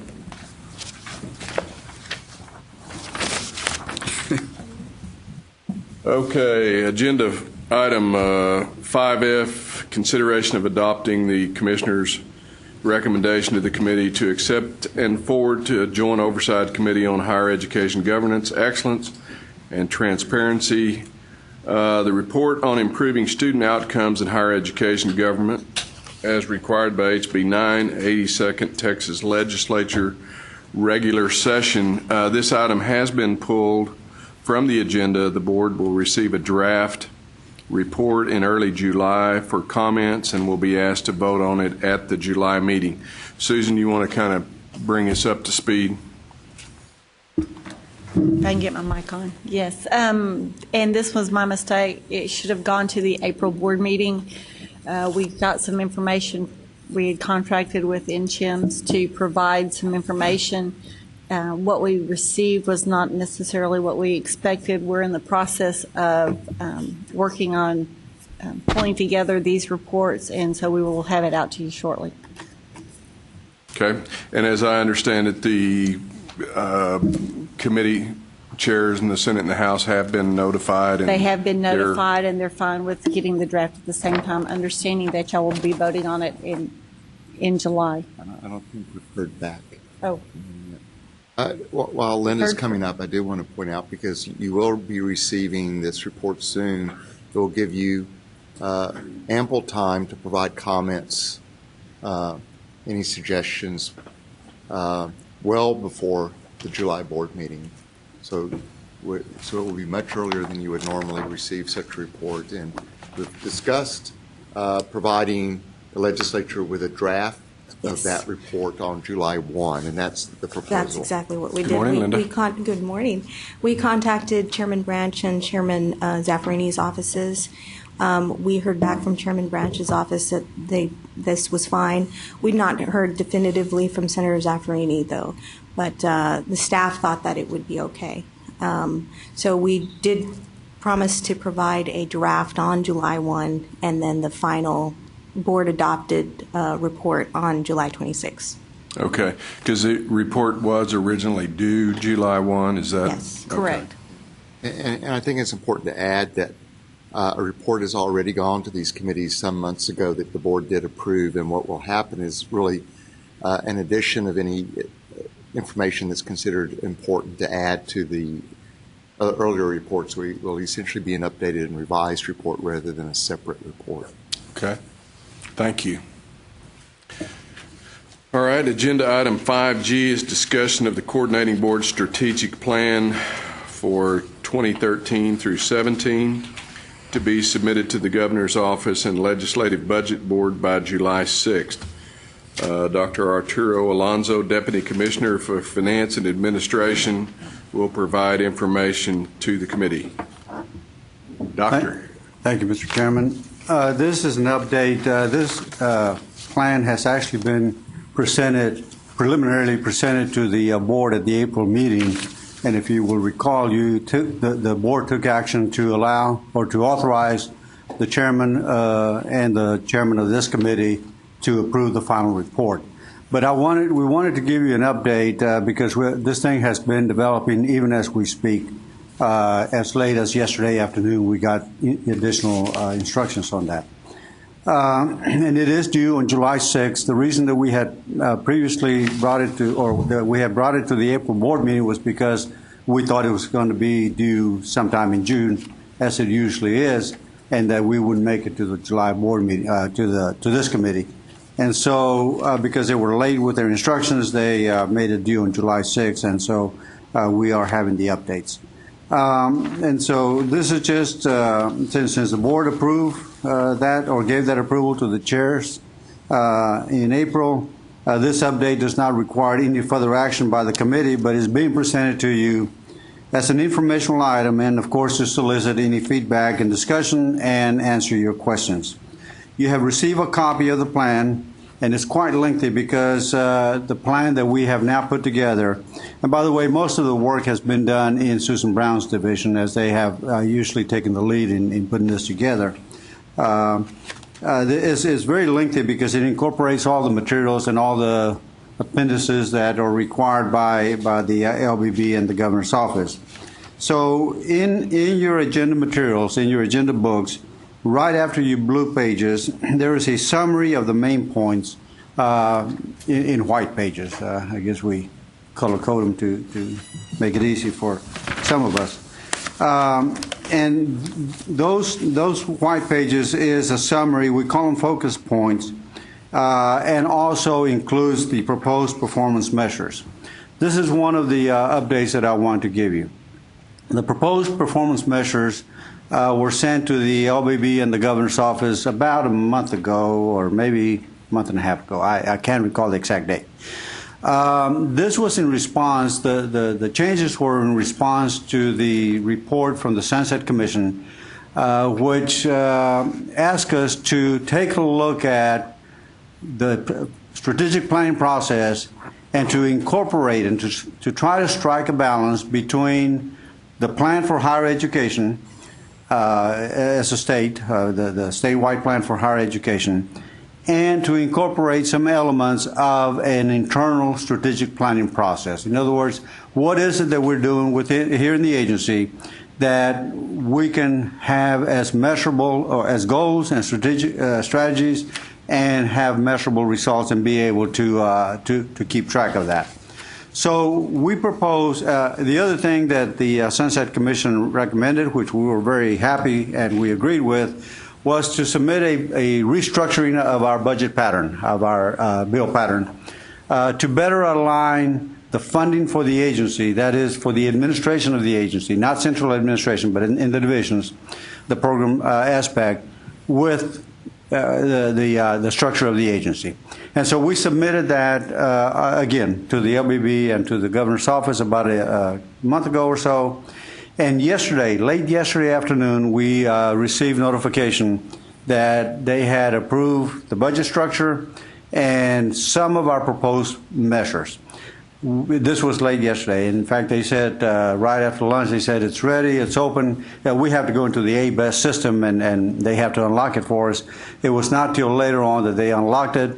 And the staff is in the process of doing a side-by-side comparison of what we submitted and what they approved so that we can make the final adjustments to the strategic plan. So we'll be making those and bringing that to the two chairs for the approval prior to the July 6th meeting. July 6th due date, so that we can submit it and meet the deadline. The summary of the white pages behind this blue page that I refer to are categorized by putting them under the strengths, opportunities, and challenges, and the obstacles for higher education.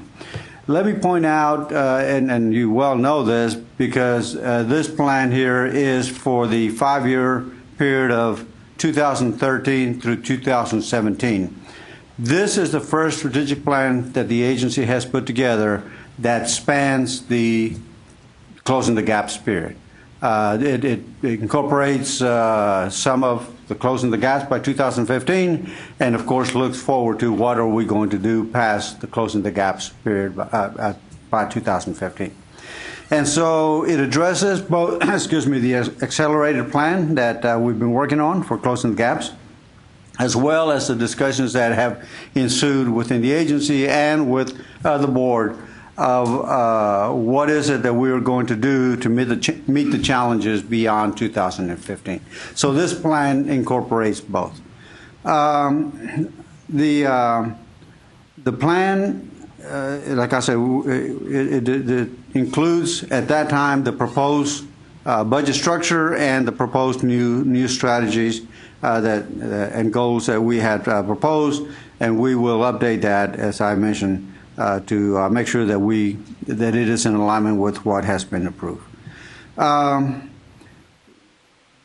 This plan, the instructions for the plan came out very close to the date that the Sunset report came out, and so we were not able to fully incorporate all the, or let me put it this way, we were not able to spend the time that normally would be required to incorporate the planning, the internal planning that they recommended and that we agree with. And so what we've done is we've done the best job that we can. And I'm not going to say that it was done haphazardly, but it was done with a very short period of time, within a very short period of time. We believe it's a good faith effort to incorporate the recommendations from the Sunset Commission. We think it's a good step forward that will allow us 2 years hence, when it is due, when we have to do it again, to step back and really go through the planning process. And so with that, I would be glad to answer any questions. And like I said, this is certainly discussion and questions. Doctor? The document that came to us in PDF, is that the final draft? Except for the the adjustments that we will make based on the approval that came in yesterday from the LBB. Right. So the electronic version I have is no different than the paper copy. That's right. That's right. Okay. A couple of suggestions. One, I read this, and I think if anyone wants to understand this agency, they ought to read the document, because I think it's comprehensive, and I want to compliment the staff on what I think is an excellent document. On page 22, you have a figure 5 there. And I think that if you revise that in one small way to move persistence and switch it with the critical workforce needs, and put 2 critical workforce needs boxes on the very bottom, because that's counted twice. The others are all counted once, and I think it would be explanatory how that formula is derived, that there's actually 7 different measures, but one is counted twice, such that you would read on the left column would be undergraduate degrees, institutional admission, persistence, and then at the bottom would be critical workforce needs, maybe a parentheses, and put it under both the right and left columns. So it's a visual that helps explain to the person who's casually flipping through that that's overemphasized in comparison to the others. Did I make myself clear on that suggestion? Yes. Yes, sir. Okay. The double weighting. Yeah, because it's double weighted. That's the formula, and that's really not apparent in the box there, and I think that would be helpful. On page 54 and 53, there's a lot of programs that have been created in the past and apparently not funded, and I guess my question is, are we advocating that they just simply not be part of our reporting anymore, that they're sunsetted, we're going to sunset those programs because they're not being funded and haven't been traditionally for quite a long time? Sorry, that is the recommendation. It's kind of clean up for the statutory language. Okay, and we're clear these are programs that the state's not going to decide next session that, oh, we're going to now start funding it or anything like that. We're pretty confident of that, yes. Are you familiar with one of them? I didn't know what it was, the Med Prep program. It's capital M, small ED, capital PREP. If I'm not familiar with that exact program. I believe that may have been one that has never been funded. Mm-hmm. And so there's a lot of things that get into the statute, and unless there's a money set aside in the appropriations bill, they are in statute, and that's it. No money. No money. And on page 65 under Goal D, it talks about healthcare education, and I think it's important, but it seems to have I'm sorry, that is not the right one. Yes, it has an overt focus on simply one of the institutions, Baylor. And I know we administer funds for Baylor, but we have to have separate performance measures for Baylor, so that may be what, I don't have it in front of me, so that may be what you're But wouldn't we have separate performance measures for each of the higher ed or each of the health institutions? The other health-related institutions are funded directly. The measures are in their LAR, not ours, but because the money to Baylor flows directly through us, we have to have a performance measure in our LAR. Or in our strategic plan. And I guess I'm wondering out loud, why wouldn't we also continue, even if we're not required, why wouldn't we also report that in this section here? Because it is a Goal D to provide programs to improve healthcare in Texas. That Goal D is because it is tied to our appropriations bill. That's going through the strategies in our appropriations bill, I believe. Doctor, if I may, the name of the goal is close the gaps by providing trustee funds. Baylor is the only one that has the for who funds. We have trustee funds. Right, and I understand and recognize that that's why they're unique, but I wondered that we shouldn't also be watching the other institutions as well. And I'm just wondering out loud, I guess. This is strictly for our appropriations bill. We do include, well, we're looking at other healthcare things. Obviously, we look at all the healthcare institutions. But because this appropriations is going through our bill pattern, and none of the others are in our bill pattern, the way the rules are written from the LBB and their guidance is to go through each of your strategies in your own bill pattern, and we don't get trustee funds for the other institutions. We only get them for Baylor. That's correct, and that's why it's not in this document, but the board does consider the funding and appropriations for those other institutions through the formula funding process. When you review the recommendations for the formula to the legislature, you get that information at that time. And then I would make a comment, and I've spoken with the chairman about this, in light of the report that came from that Rider 53, it clearly indicates that I'm not sure what they were looking at, but this agency is very involved in looking at and assisting community colleges, and I've heard the commissioner over and over again talk about this seamless pathway where we're going to transition through there. And I think that the slides in the latter part there clearly indicate that. And I don't know if those have been changed recently, but the one question I would have, Arturo, is, we have to submit the plan on a date certain, but there's nothing that says that we can't continue to work throughout the summer or the fall and submit a revised and or new final plan at a later date. There's nothing to keep us from revising. Keep on working on it and revising it. And I would ask the commissioner probably to consider doing that if there's not enough time to do all the work to get it right in light of the sunset, the Rider 53 report, et cetera, submit it on time, but don't be afraid to come back to us with revisions that update it and make it a more modern and usable document. We will take a look at that. In fact, there was a conversation among Arturo and Linda and Mark Pell and me yesterday about one of the provisions or one of the issues in the Sunset Commission report that we probably should revise the strategic plan to refer to. So yeah, well, there are a couple of things we should revise. We'll do that. Yes. Any other questions, comments? I like the summary of what essentially is a SWOT analysis, and so I think that's a good step in the right direction of better integrating, as Sunset recommended, our agency strategic plan with our statewide higher education long-range plan. And that document is Julie Yeah, I wanted to say Julie Eklund is the staff member who took the lead on this, and she did a really good job. We appreciate that. We really began this almost a year ago. Yeah. Any other comments or questions? That is for informational purposes only. Thank you, Arturo. Thank you. Agenda item 5H is consideration of adopting the staff recommendation to the committee relating to the reallocation of formula funding for community colleges fiscal year 2013 required by the General Appropriations Act, House Bill 1, 80th Texas Legislature, Section 2, pages 111 through 196. Gary Johnstone, Deputy Assistant Commissioner, will provide information to the committee. Good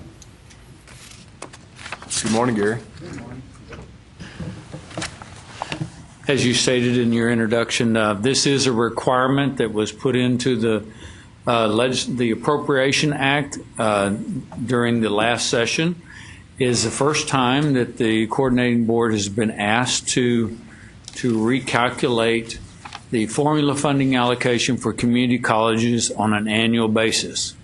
In the past, the history of funding community college formula funding is that we have had a 12-month base period prior to the start of the legislative session in which we established for each college what their contact hours that they were going to receive funding for, and for that 12-month snapshot, they would receive funding for the next 2 years in the biennium unless there was a legislative direction to either add funds or remove funds, as what happened last biennium. So this, in the bill that was passed, this rider was added along with another rider which said that if corrections to the base period were found in subsequent months during audits or by the institutions themselves, self-reporting eras, then the coordinating board would reallocate based on the corrected hours. And if you remember, last year we did come back and with a corrected formula allocation for fiscal year 12 for the community colleges, which there were some minor adjustments at that time. But as you can see in the white pages following this item, there are some significant changes that occurred between the base year, which would have started in the summer of 2010 through the spring of 2011. That was the base period for the biennium. And this base period is the summer of 11 through the spring enrollment of 12. So between that period of time, those two 12-month periods, some of the schools have had significant changes in enrollment. And since their formula right now is entirely enrollment driven, then we really have not made any changes to the methodology of how they were originally calculated. It's just that their changes in enrollment during those 12-month period is reflected in the changes on the subsequent pages. And if there's any questions about that, I'd be glad to try to answer them.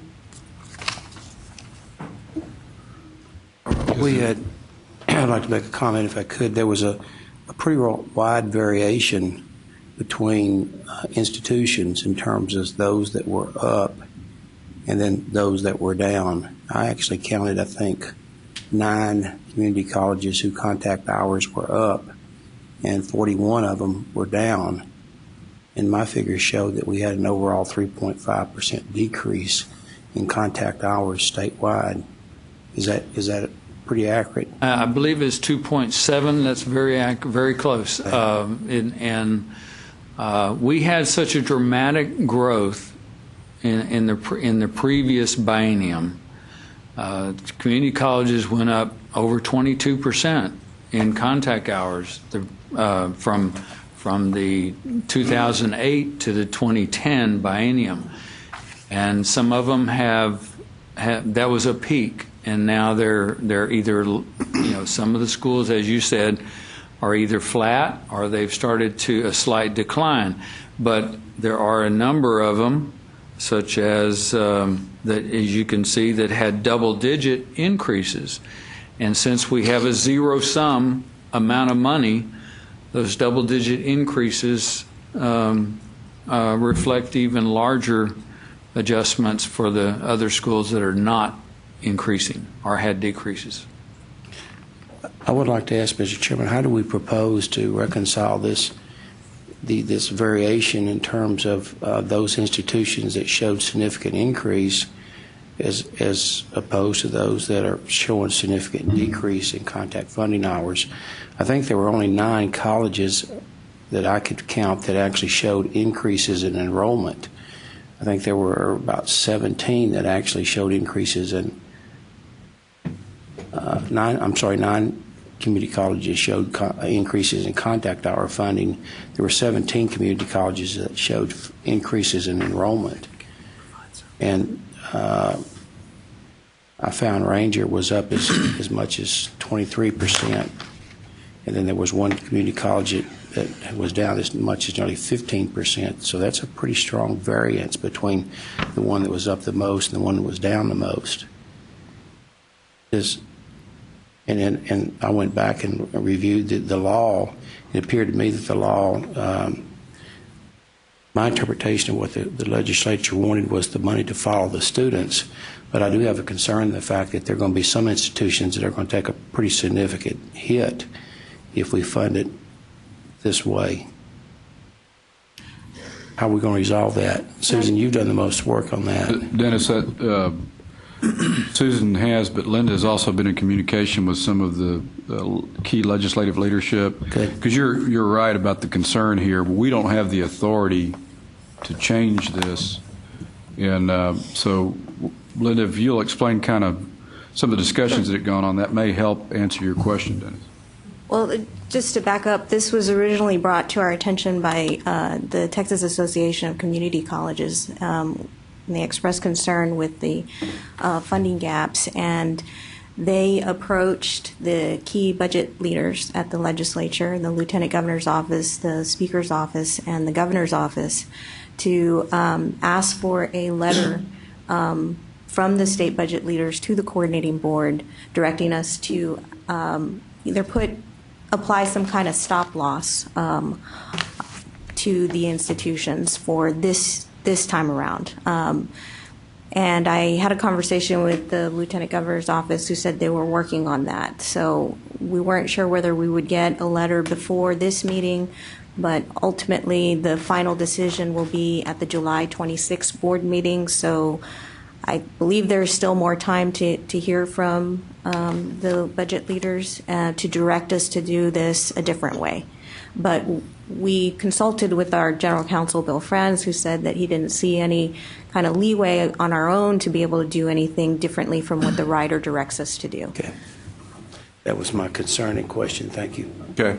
So basically, the rider says what the rider says, and until we receive some other direction, then we have to proceed on that basis? Yes, sir. Okay. And Bill, you're in agreement with that? I am, sir. Okay. Move approval. Is this an information purpose or? We're asking for approval. We're asking for sorry. approval. So there was a motion for approval? Yes, sir. And a second. Is there any further discussion? If not, all those, I'm sorry. The only comment I would make is those institutions that increased enrollment are probably not those that are unhappy with this because they're going to receive funding. So, I mean, I understand there's winners and losers here, but if we're going to use a formula, we have to use a formula, and if people are growing the size of their student population, they probably deserve additional monies. So, I mean, it's up to the legislature to tell us if their intent requires a do-over or not. But the ratio of winners to losers is 1 to 2. There's twice as many community colleges losing. And that's funding, the problem. so. There lies the problem with the problem is I agree with what's been said, but ensuring that there's some level of stability within the system when there's such a wide variance between those that are winning and those that are losing money. So I didn't know how this was going to be resolved, whether we had the statutory authority or did he go back to the legislature. It appeared to me that the legislative intent was the money to follow the students. But when you got 2/3 of the institutions that are losing money, we got a significant number of our stakeholders that are somewhat unhappy with how it's being done. I think we're in a good position to say, let's let the legislature give us some direction. I think that's what our decision has been made. Y'all are right. It's a reflection of where the enrollment is growing and where it's not, and the relative share thereof. So. The only concern I might have is are we looking at too narrow of a window? Should we look at a moving average of multiple biennia so that it smooths that out? And I don't know the answer to that, but that may be a suggestion that staff wants to explore as they communicate with the legislative offices, that look at this as a moving average so you don't have the variation that you may. And there has been some discussion, I think that was actually one of the, before this rider was put in, that was one of the concerns, is instead of looking at a 1-year window, look at a 2-year. That was obviously rejected, and they put this rider in place. So, but that is something we can look at. We've run those numbers before. So some of these community colleges that are receiving significant increases in funding are sensitive to the fact that they're on top now, but they may be on the bottom the next biennium. So I think that they're concerned about there be some stability where they can do long-term planning with regard to how they can budget for the institutions. So I hope that the legislature will factor that in. I personally think a 1-year window is a little bit too small in order to make those decisions. It puts the individual institutions at a distinct disadvantage when they try to do long-term strategic planning for the colleges. Now, that's my opinion. This does kind of booster the outcomes-based funding so that not all of your money is based on enrollment. So. And Dennis, I have to agree, but we're still collared with I understand that. What the legislation says. Okay, your motion still stands? Yes, sir. Was there a second? There were a couple of them. Okay, all right. We got a second and a third. If there's no further discussion, all those in favor, please say aye. Aye. Those opposed, same sign. Motion carries. Thank you. Item 5I is discussion regarding the Coordinating Board's legislative appropriations request, commonly known as the LAR, for the 2014-15 biennium. Dr. Alonzo, you're back in the limelight again. Thank you, Mr. Chairman. This is an update on our LAR process. We received the instructions from the LBB and from the leadership, what is referred to as the budget leadership offices, for the preparation of the LAR for 14-15. Received it on the 4th of June or thereabouts, and want to bring you up to date as to what we have been instructed to do.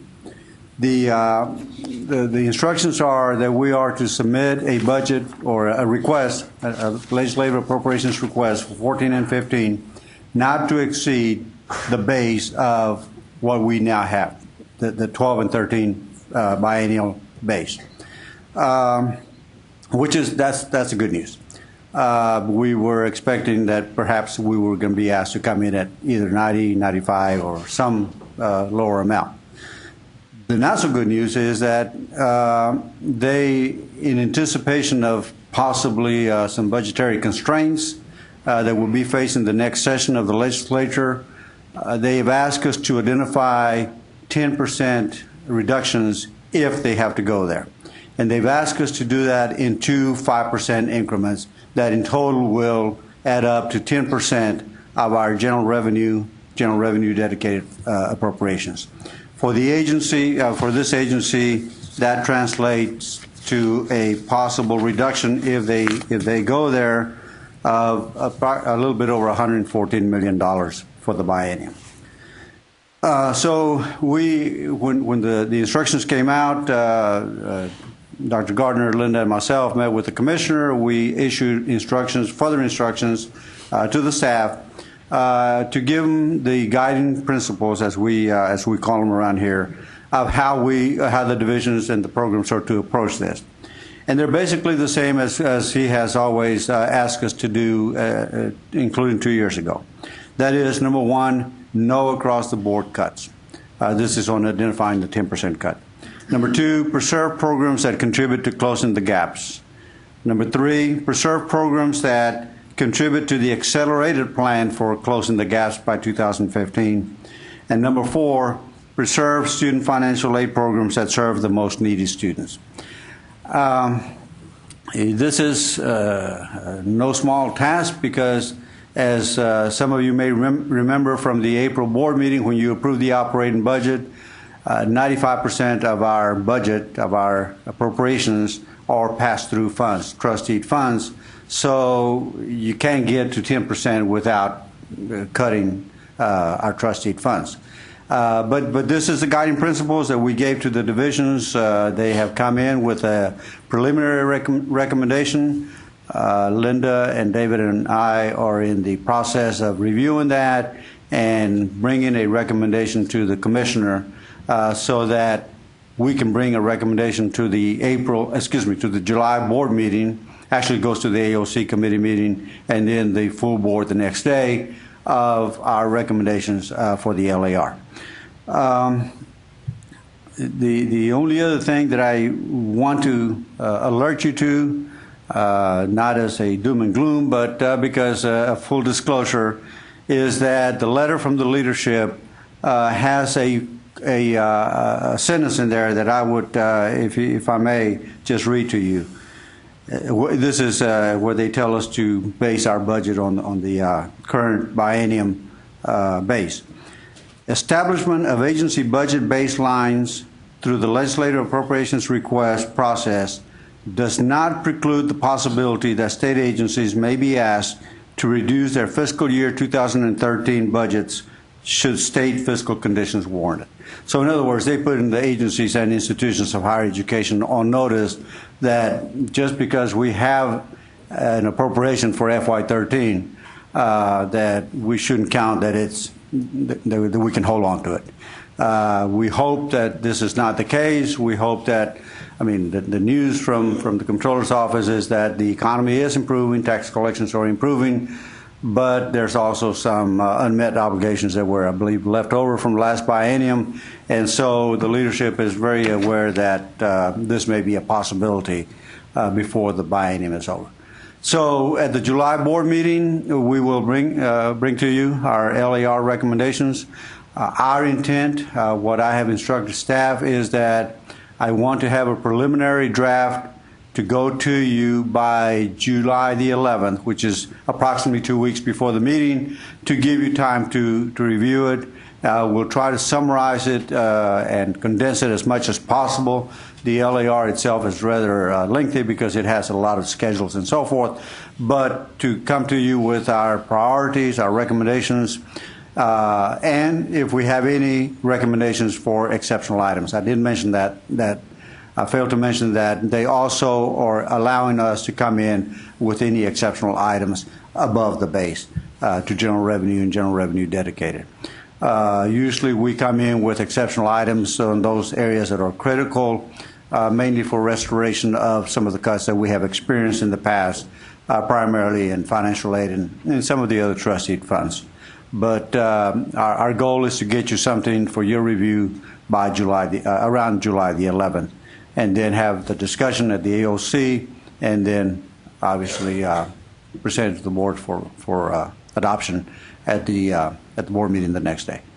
I would be glad to answer any questions. Go ahead, Fred. Arturo, just as a reminder, what of our total gross biennial budget, which I guess since the potential reductions, 114 million, then I guess that we're looking at $1,140,000 is the biennial budget? Our general revenue and general revenue dedicated. Oh, that's right. And so of that amount, how much of that is trusteed financial aid, student financial aid?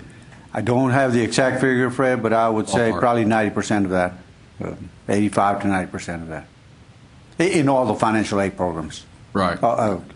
Made up of all the financial aid programs. It's the biggest chunk in financial aid. Comments, questions? Okay, so sometime prior to the AOC meeting, we'll have a draft of this, or you plan? Prior. Okay, 2 That's weeks right. prior? Okay. Yes. So you will have some time for review prior to the AOC meeting, and then, of course, the board meeting the following day. Right. Very good. If there's no other comments, thank you very much. Thank you. Item 5J was on the consent calendar, as was item 5K. Item 5L is a report on the University of Texas Health Science Center at Tyler's Master of Science and Biotechnology. McGregor? Thank you, Mr. Chairman. We just wanted to bring to the board's attention the fact that the University of Texas Health Science Center at Tyler is beginning the process to become a degree granting institution. This is the first degree that they have proposed to offer, and they are going to be seeking SACS. They have already are seeking SACS accreditation, but it requires program approval from the state before they can follow through on that. And so they have sought this accreditation. It is not an action item.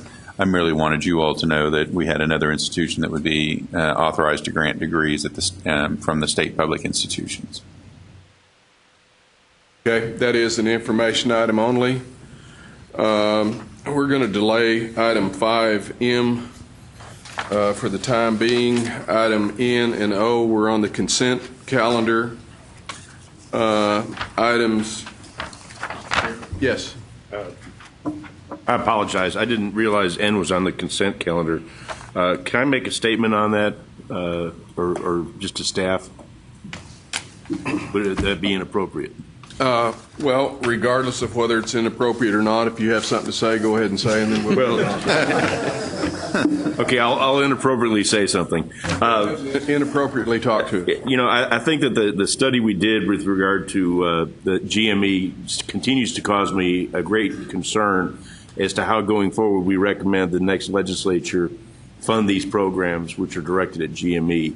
And so I don't know that it does any purpose to discuss it at this point in time, but I guess I put it on the record that I still have quite a bit of concern that we have this huge need. We've identified that in our study, and yet we've had quite a bit of cuts to these programs directed at increasing GME opportunities going forward. And in light of the LBB request, I know it's going to be very difficult to find ways to recreate those funds, but I think it's got to be a focus of this body as we look forward to advising the next legislature of how to deploy those precious funds.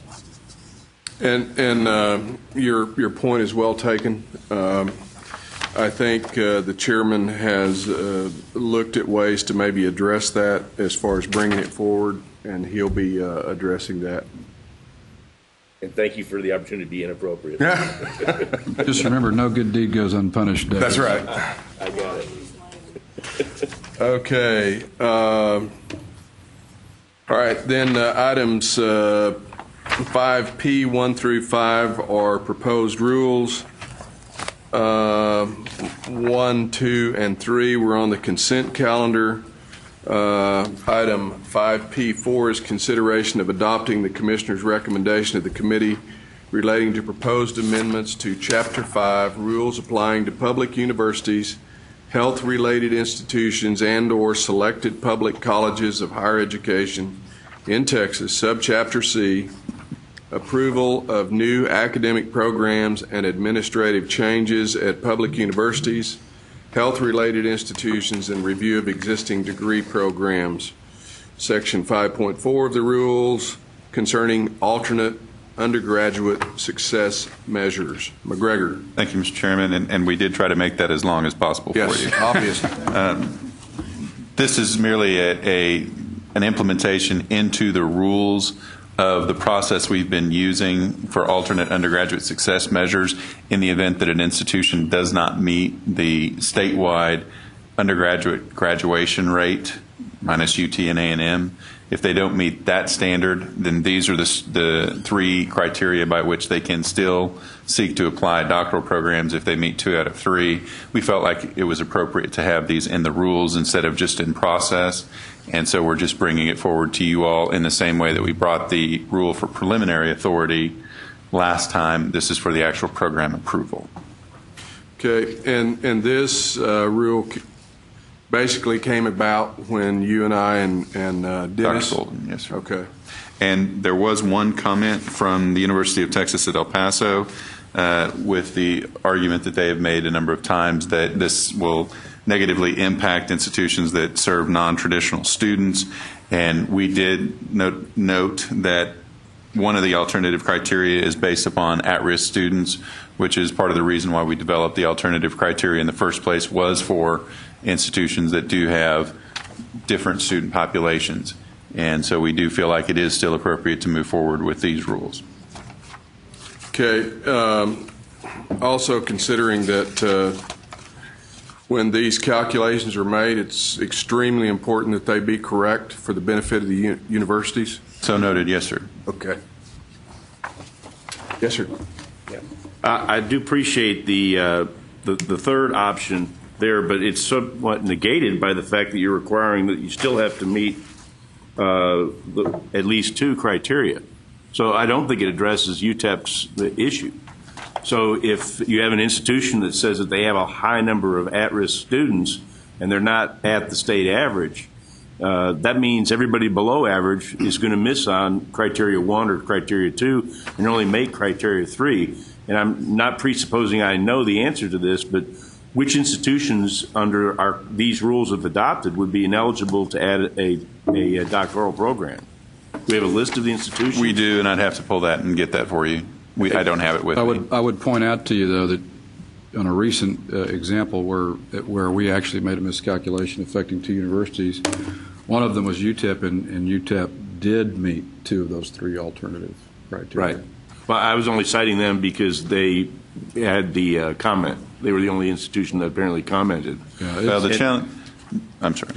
The purpose behind this was to focus, as the board and as the commissioner has indicated over the past few years, that we want the institutions to focus first on undergraduate preparation and then on graduate preparation.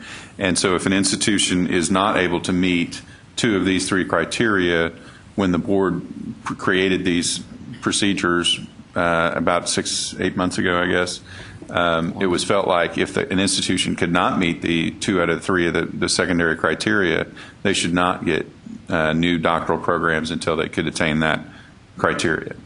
Also, I think it's important to remember that in the language that already existed that isn't being changed, that the graduation rates from UT Austin and Texas A&M are removed, which means that the two institutions with the highest graduation rates are out of that equation, so that it's not truly the statewide average. It's a statewide average without University of Texas at Austin and A&M, which lowers that threshold. And I understand that, and I surely do. I just don't see a whole lot of difference between criteria 1 and 2, and I can't imagine how an institution would be able to make one or the other, but not both. And so, therefore, I think by adopting this, that you have to do 2 out of 3. Those that would qualify under item number 3 are not going to qualify under 1 and 2, even though they probably should be given special consideration. And I'm wondering if we shouldn't change the standard to meet at least one of the criteria, one of the alternate criteria, rather than 2 out of 3. Well, I mean, personally, no, I disagree with that. The original consideration was to actually provide no alternative criteria. Either you brought yourself up to the statewide graduation rate, excluding UT and A&M, as was mentioned before, Because as a state, big picture-wise, as a state, we're not behind on graduate degrees. We're not behind on doctoral degrees. We're way ahead of closing the gaps on that. Where we were challenged is in undergraduate degrees and post-secondary attainment. So the whole intent is to make sure our comprehensive teaching universities and our emerging research institutions as well are focused on quality and results of undergraduate education before they invest in doctoral programs. That's, in our opinion, the point of the rule is to try to make sure they're focused on the right priorities. And I understand that, and I appreciate that. I guess what I'm saying is that it somewhat disincentivizes those institutions that have doctoral degrees that may want to add a doctoral degree from taking in at-risk students because they only get credit in one criteria. Well, that's why I mentioned it. Perhaps we can share a list so that it's always easier to look at the actual specific examples. But that's why I pointed out that in the case of UTEP, who fits the description, and there are others as well, that they do meet. Right. 2 out of those 3. They do meet the third criteria you're talking about, but also one of the other 2. So, and if I might add, remember that if the outcomes-based funding that the board is recommending passes, the schools will be incentivized to enroll at-risk students because that's a clear factor in the outcomes-based funding, and they will get a heavier weighting for the graduation of those students. So there will be a clear incentive through that process. And one of the things that we realize in looking at these numbers is the fact that there are institutions that have very high at-risk populations who have very good graduation rates. So merely the fact that an institution has a high at-risk population should not be the sole determining factor as to whether or not they should be exempt or receive special consideration, because some institutions are succeeding with those students very well and some aren't. I'd recommend, if you'd like, we can put together some information for you on those institutions that McGregor just referenced. We're getting the numbers put together right now. Why don't we just do a chart for all of our institutions and share it with the board? Kevin's getting it. Okay. I think it's important to note what Fred said, that initially there was no alternative if you didn't meet it, and now the universities at least have. If they don't meet the initial number of graduates, that sort of thing, then there is an alternative for them to still be able to request those programs. At the same time, if they do use the alternative method, then they're required to submit an action plan on how they are going to improve, which I don't think anyone can. I agree. Wisdom of that. I agree. This is an improvement, and I appreciate that there is another alternative pathway. And my concerns may be operationally unfounded. I may look at this list and realize that those are institutions that need to be motivated. And I'm all into motivation. I think that's part of our responsibility, is to motivate people to do better. We'll get everyone the list because I think it's clearly useful information that we all know where our institutions are. I did have one question, which is the rules on the plan that Chairman Hahn referred to don't require or don't specify a timeline for their action plan. Is there a typical timeline or limit that we're seeing in the action plans that have been? Typically, we're looking 5 years. 5-year plans? Yes, sir. Yeah. Okay. Is there any further discussion? Do we want to act on this now, or do we want to wait until we have the listing? I'd be more comfortable if I saw the list, but I think Kevin's got the list, if you'll pass those out. Just-in-time delivery. There we go.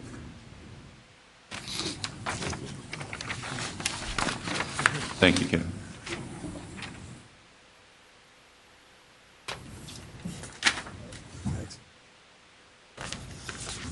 Thanks, Kevin. I got a good staff.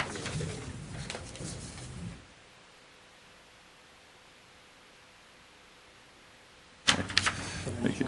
Thank you. Oh, yeah, give that to Fred.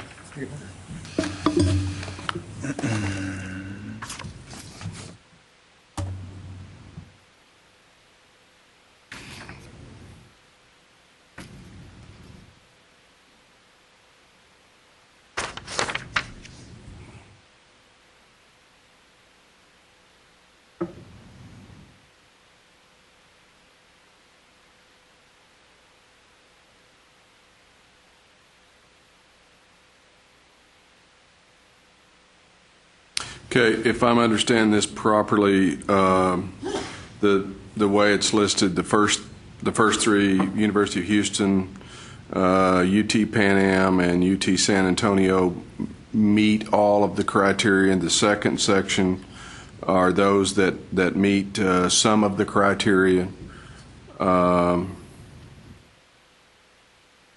Yes, sir. That's meet correct. 2 out of 3. That's correct, sir. The 1 out of 3. And then the bottom section are those that do not meet the 6-year graduation rate and do not meet, there's one of them, Permian Basin meets the total number of degrees awarded. Those institutions have typically been upper division only, so you're not seeing a 6-year graduation rate. Okay. And so the only measure by which we can evaluate are the 3 supplemental measures. That's what the group at the bottom is about. The bottom group, yes, sir. Okay. Do you need some more time to review this, or is there a motion? Great. We have a motion for approval. Is there a second? I second. Is there any further discussion? David, did you have any other comments? Well, the only thing I would favor is that 1 out of 3, and that was my comment before, but it's the will of this group to approve it as written. That'd be fine. I'll object to that. Okay. Any other discussion? All those in favor of the motion, please say aye. Aye. Those opposed? Aye. The motion carries. Item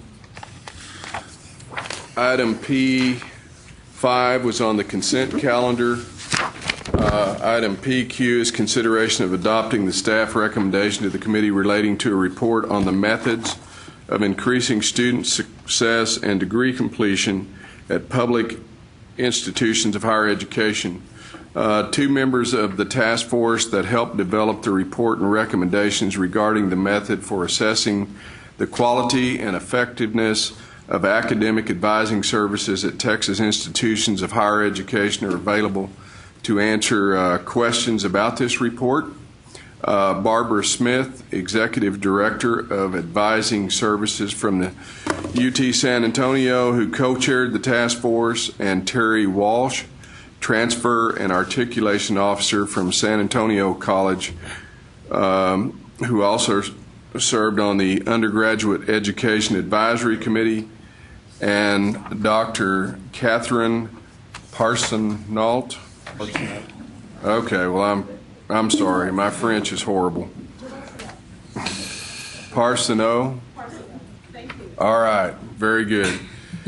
Senior Program Director, serves as staff for the task force and is also available for questions. It's item 5Q. And members, you have a supplemental agenda item here as well if you need a copy of the report. And it is in front of you. Mr. Chairman, the report was developed in coordination and collaboration with a lot of hard effort from the institutional representatives, and Barbara Smith and Terry Walsh, who are here, worked very closely. And if you two would like to come up with Catherine, and in case there are questions, worked with the institutions very closely to develop this plan. Basically, the way the plan was developed, the institutional representatives worked together and based their recommendations on the standards from the National Academic Advising Association for use with the members of its association. And the standards reflect best practices developed by the Council for the Advancement of Standards in Higher Education, and also for giving the institutions the flexibility to set their own criteria by which to be evaluated.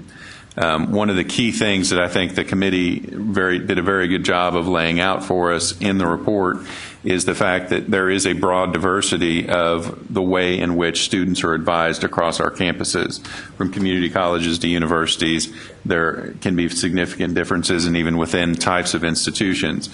Faculty doing advising, staff doing advising, having concentrated advising centers, having disciplinary advising, college level advising. There are a wide variety of ways to do it. And so having one statewide system for evaluating advising is not going to give us the true picture of each institution's capacity and quality of advising. What this report does is it lays out the criteria that institutions can use to develop their own plans, which is what is called for in the SB 36, which requires objective quantifiable measures for determining the quality and effectiveness of academic advising services. And through this plan, each individual institution will then have the means to establish their own standards and provide that for their review at the institutional level. Now, do you all have anything you would like to add as well? And my thanks to you for all the work that you and your committee did. But is there anything you'd like to add to that? Well, I think we put a lot of work into the report, and it does represent a cross-section of the different types of institutions, and so we hope that you will approve this. We think it's a good plan. Members, questions, comments? Doctor. Yeah, I want to personally thank you for volunteering for what can oftentimes be a thankless job. And obviously, once these stakeholder processes are held and we come up with a consensus plan, do you believe that the folks who are going to be the end users of this across the state, have they been briefed enough of your activities, that there's wide acceptance of this? Because this institution has a history of forming stakeholder processes, believing that we got it right, and then we may get criticism in the community of users out there. Can you comment on that? I think we do. I think we had a good representation of 2-year and 4-year institutions. In our very first meeting, we spent a whole lot of time actually talking about the differences that you see in advising across the institutions, and how other institutions we perceive would feel that. And there's members that were on this group that are very tied to the Texas Academic Advising Association, who've been past members, past presidents, and so forth. That we really feel we have a good pulse, because we just had the conference last year in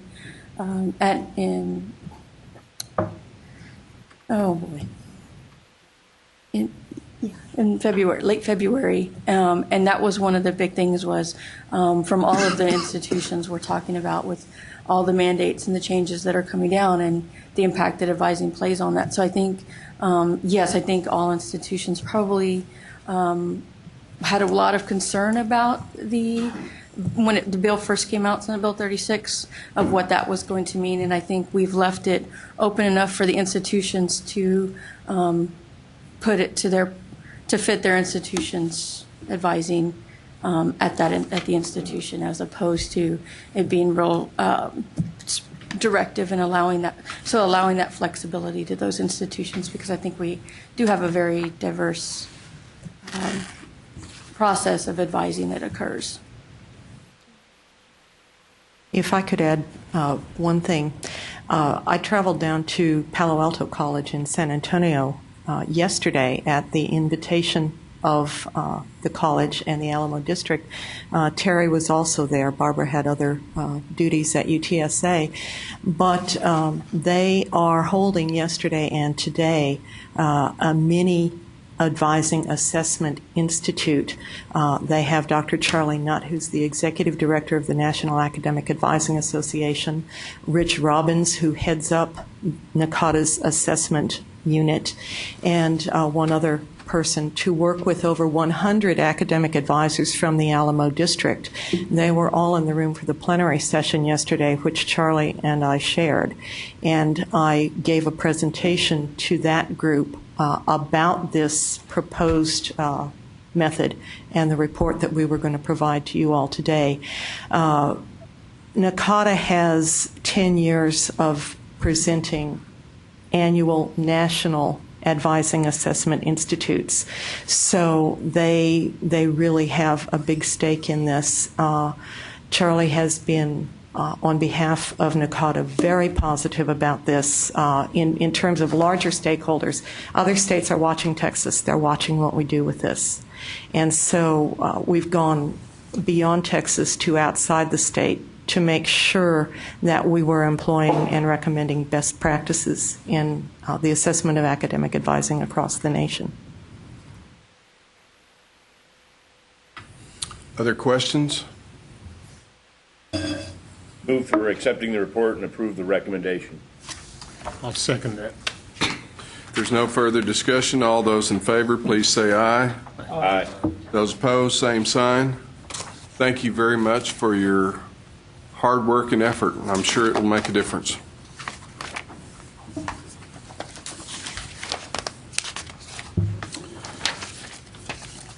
Item 5R is a report on the Carl D. Perkins Career and Technical Education Improvement Act funds to colleges for basic and leadership grants. McGregor? Thank you, sir.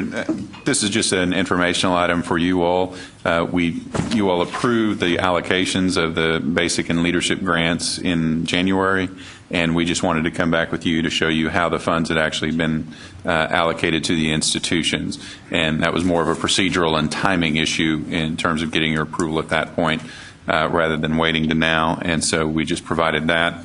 We have also are working to finalize the leadership grants, which is the yellow sheet that you have in front of you.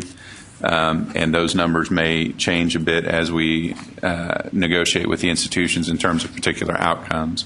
But those are the primary numbers in terms of the broad picture. And so we're just giving you an update on those expenditures and what we're working on. Very good. Any questions? Yes, sir. Can you explain the non-traditional Amarillo College project title? Yes, sir. Non-traditional is one of the key areas that the federal Perkins administration provides for, and it is seeking to get individuals who are not traditionally seen in a particular field, such as men in nursing, women in welding, those type of careers, and expanding it to broader gender diversity. So those are the key issues that we're looking at when we're talking about the non-traditional. Okay, that's explained. Other questions, comments?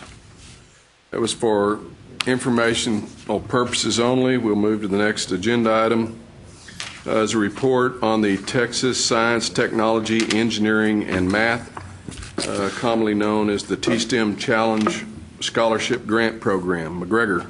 Thank you. Again, this is the partnership that we have with the Texas Guaranteed Student Loan Corporation.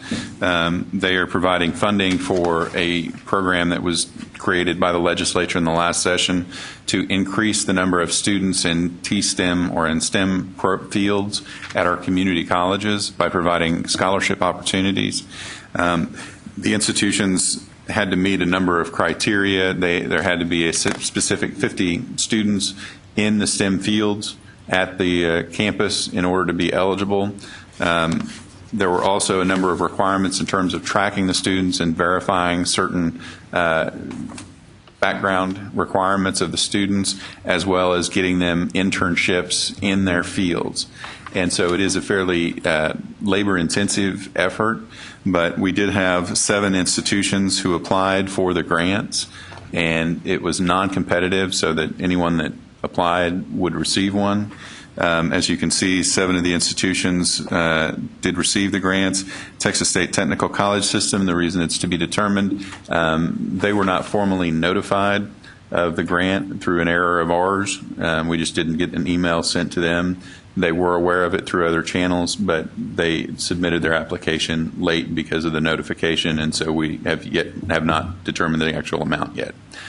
We have worked with TG, and they are willing to increase the amount of funding so that TSTC will be provided the necessary level of funding as well. So we're back at an even keel there. But other than that, we will be moving forward with the T-STEM Challenge project, and we'll be seeking to expand the number of community college and technical colleges that apply in the fall for the next round, and hopefully we'll see a broader acceptance of the program and greater utility there. But I would like to formally thank TG for all of their help and support and willingness to work with us on a number of levels. So. Very good. Any questions, comments? If not, that again was for informational item or purposes only. So we move to the all-important agenda item 5T, No, we have to move to. Oh, I'm sorry. Agenda item. Oh, we've got to move back to item 5M, which is lunch. So we're going to break for lunch, and then we're going to adjourn. Is that correct? Yes, Mr. Chairman. Okay. I believe it is. Very good. I could sense all these technicalities. telepathically I saw Bill running up there, so I knew I had to do something different. Okay, so we're going to take a lunch break. Half an hour. 12:30. Of course, we can't start the.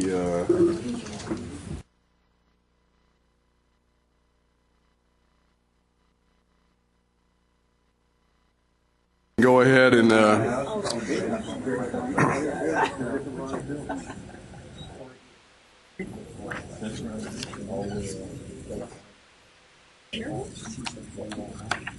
I believe the committee quorum is here. We only have one item, and that's 5T, I believe.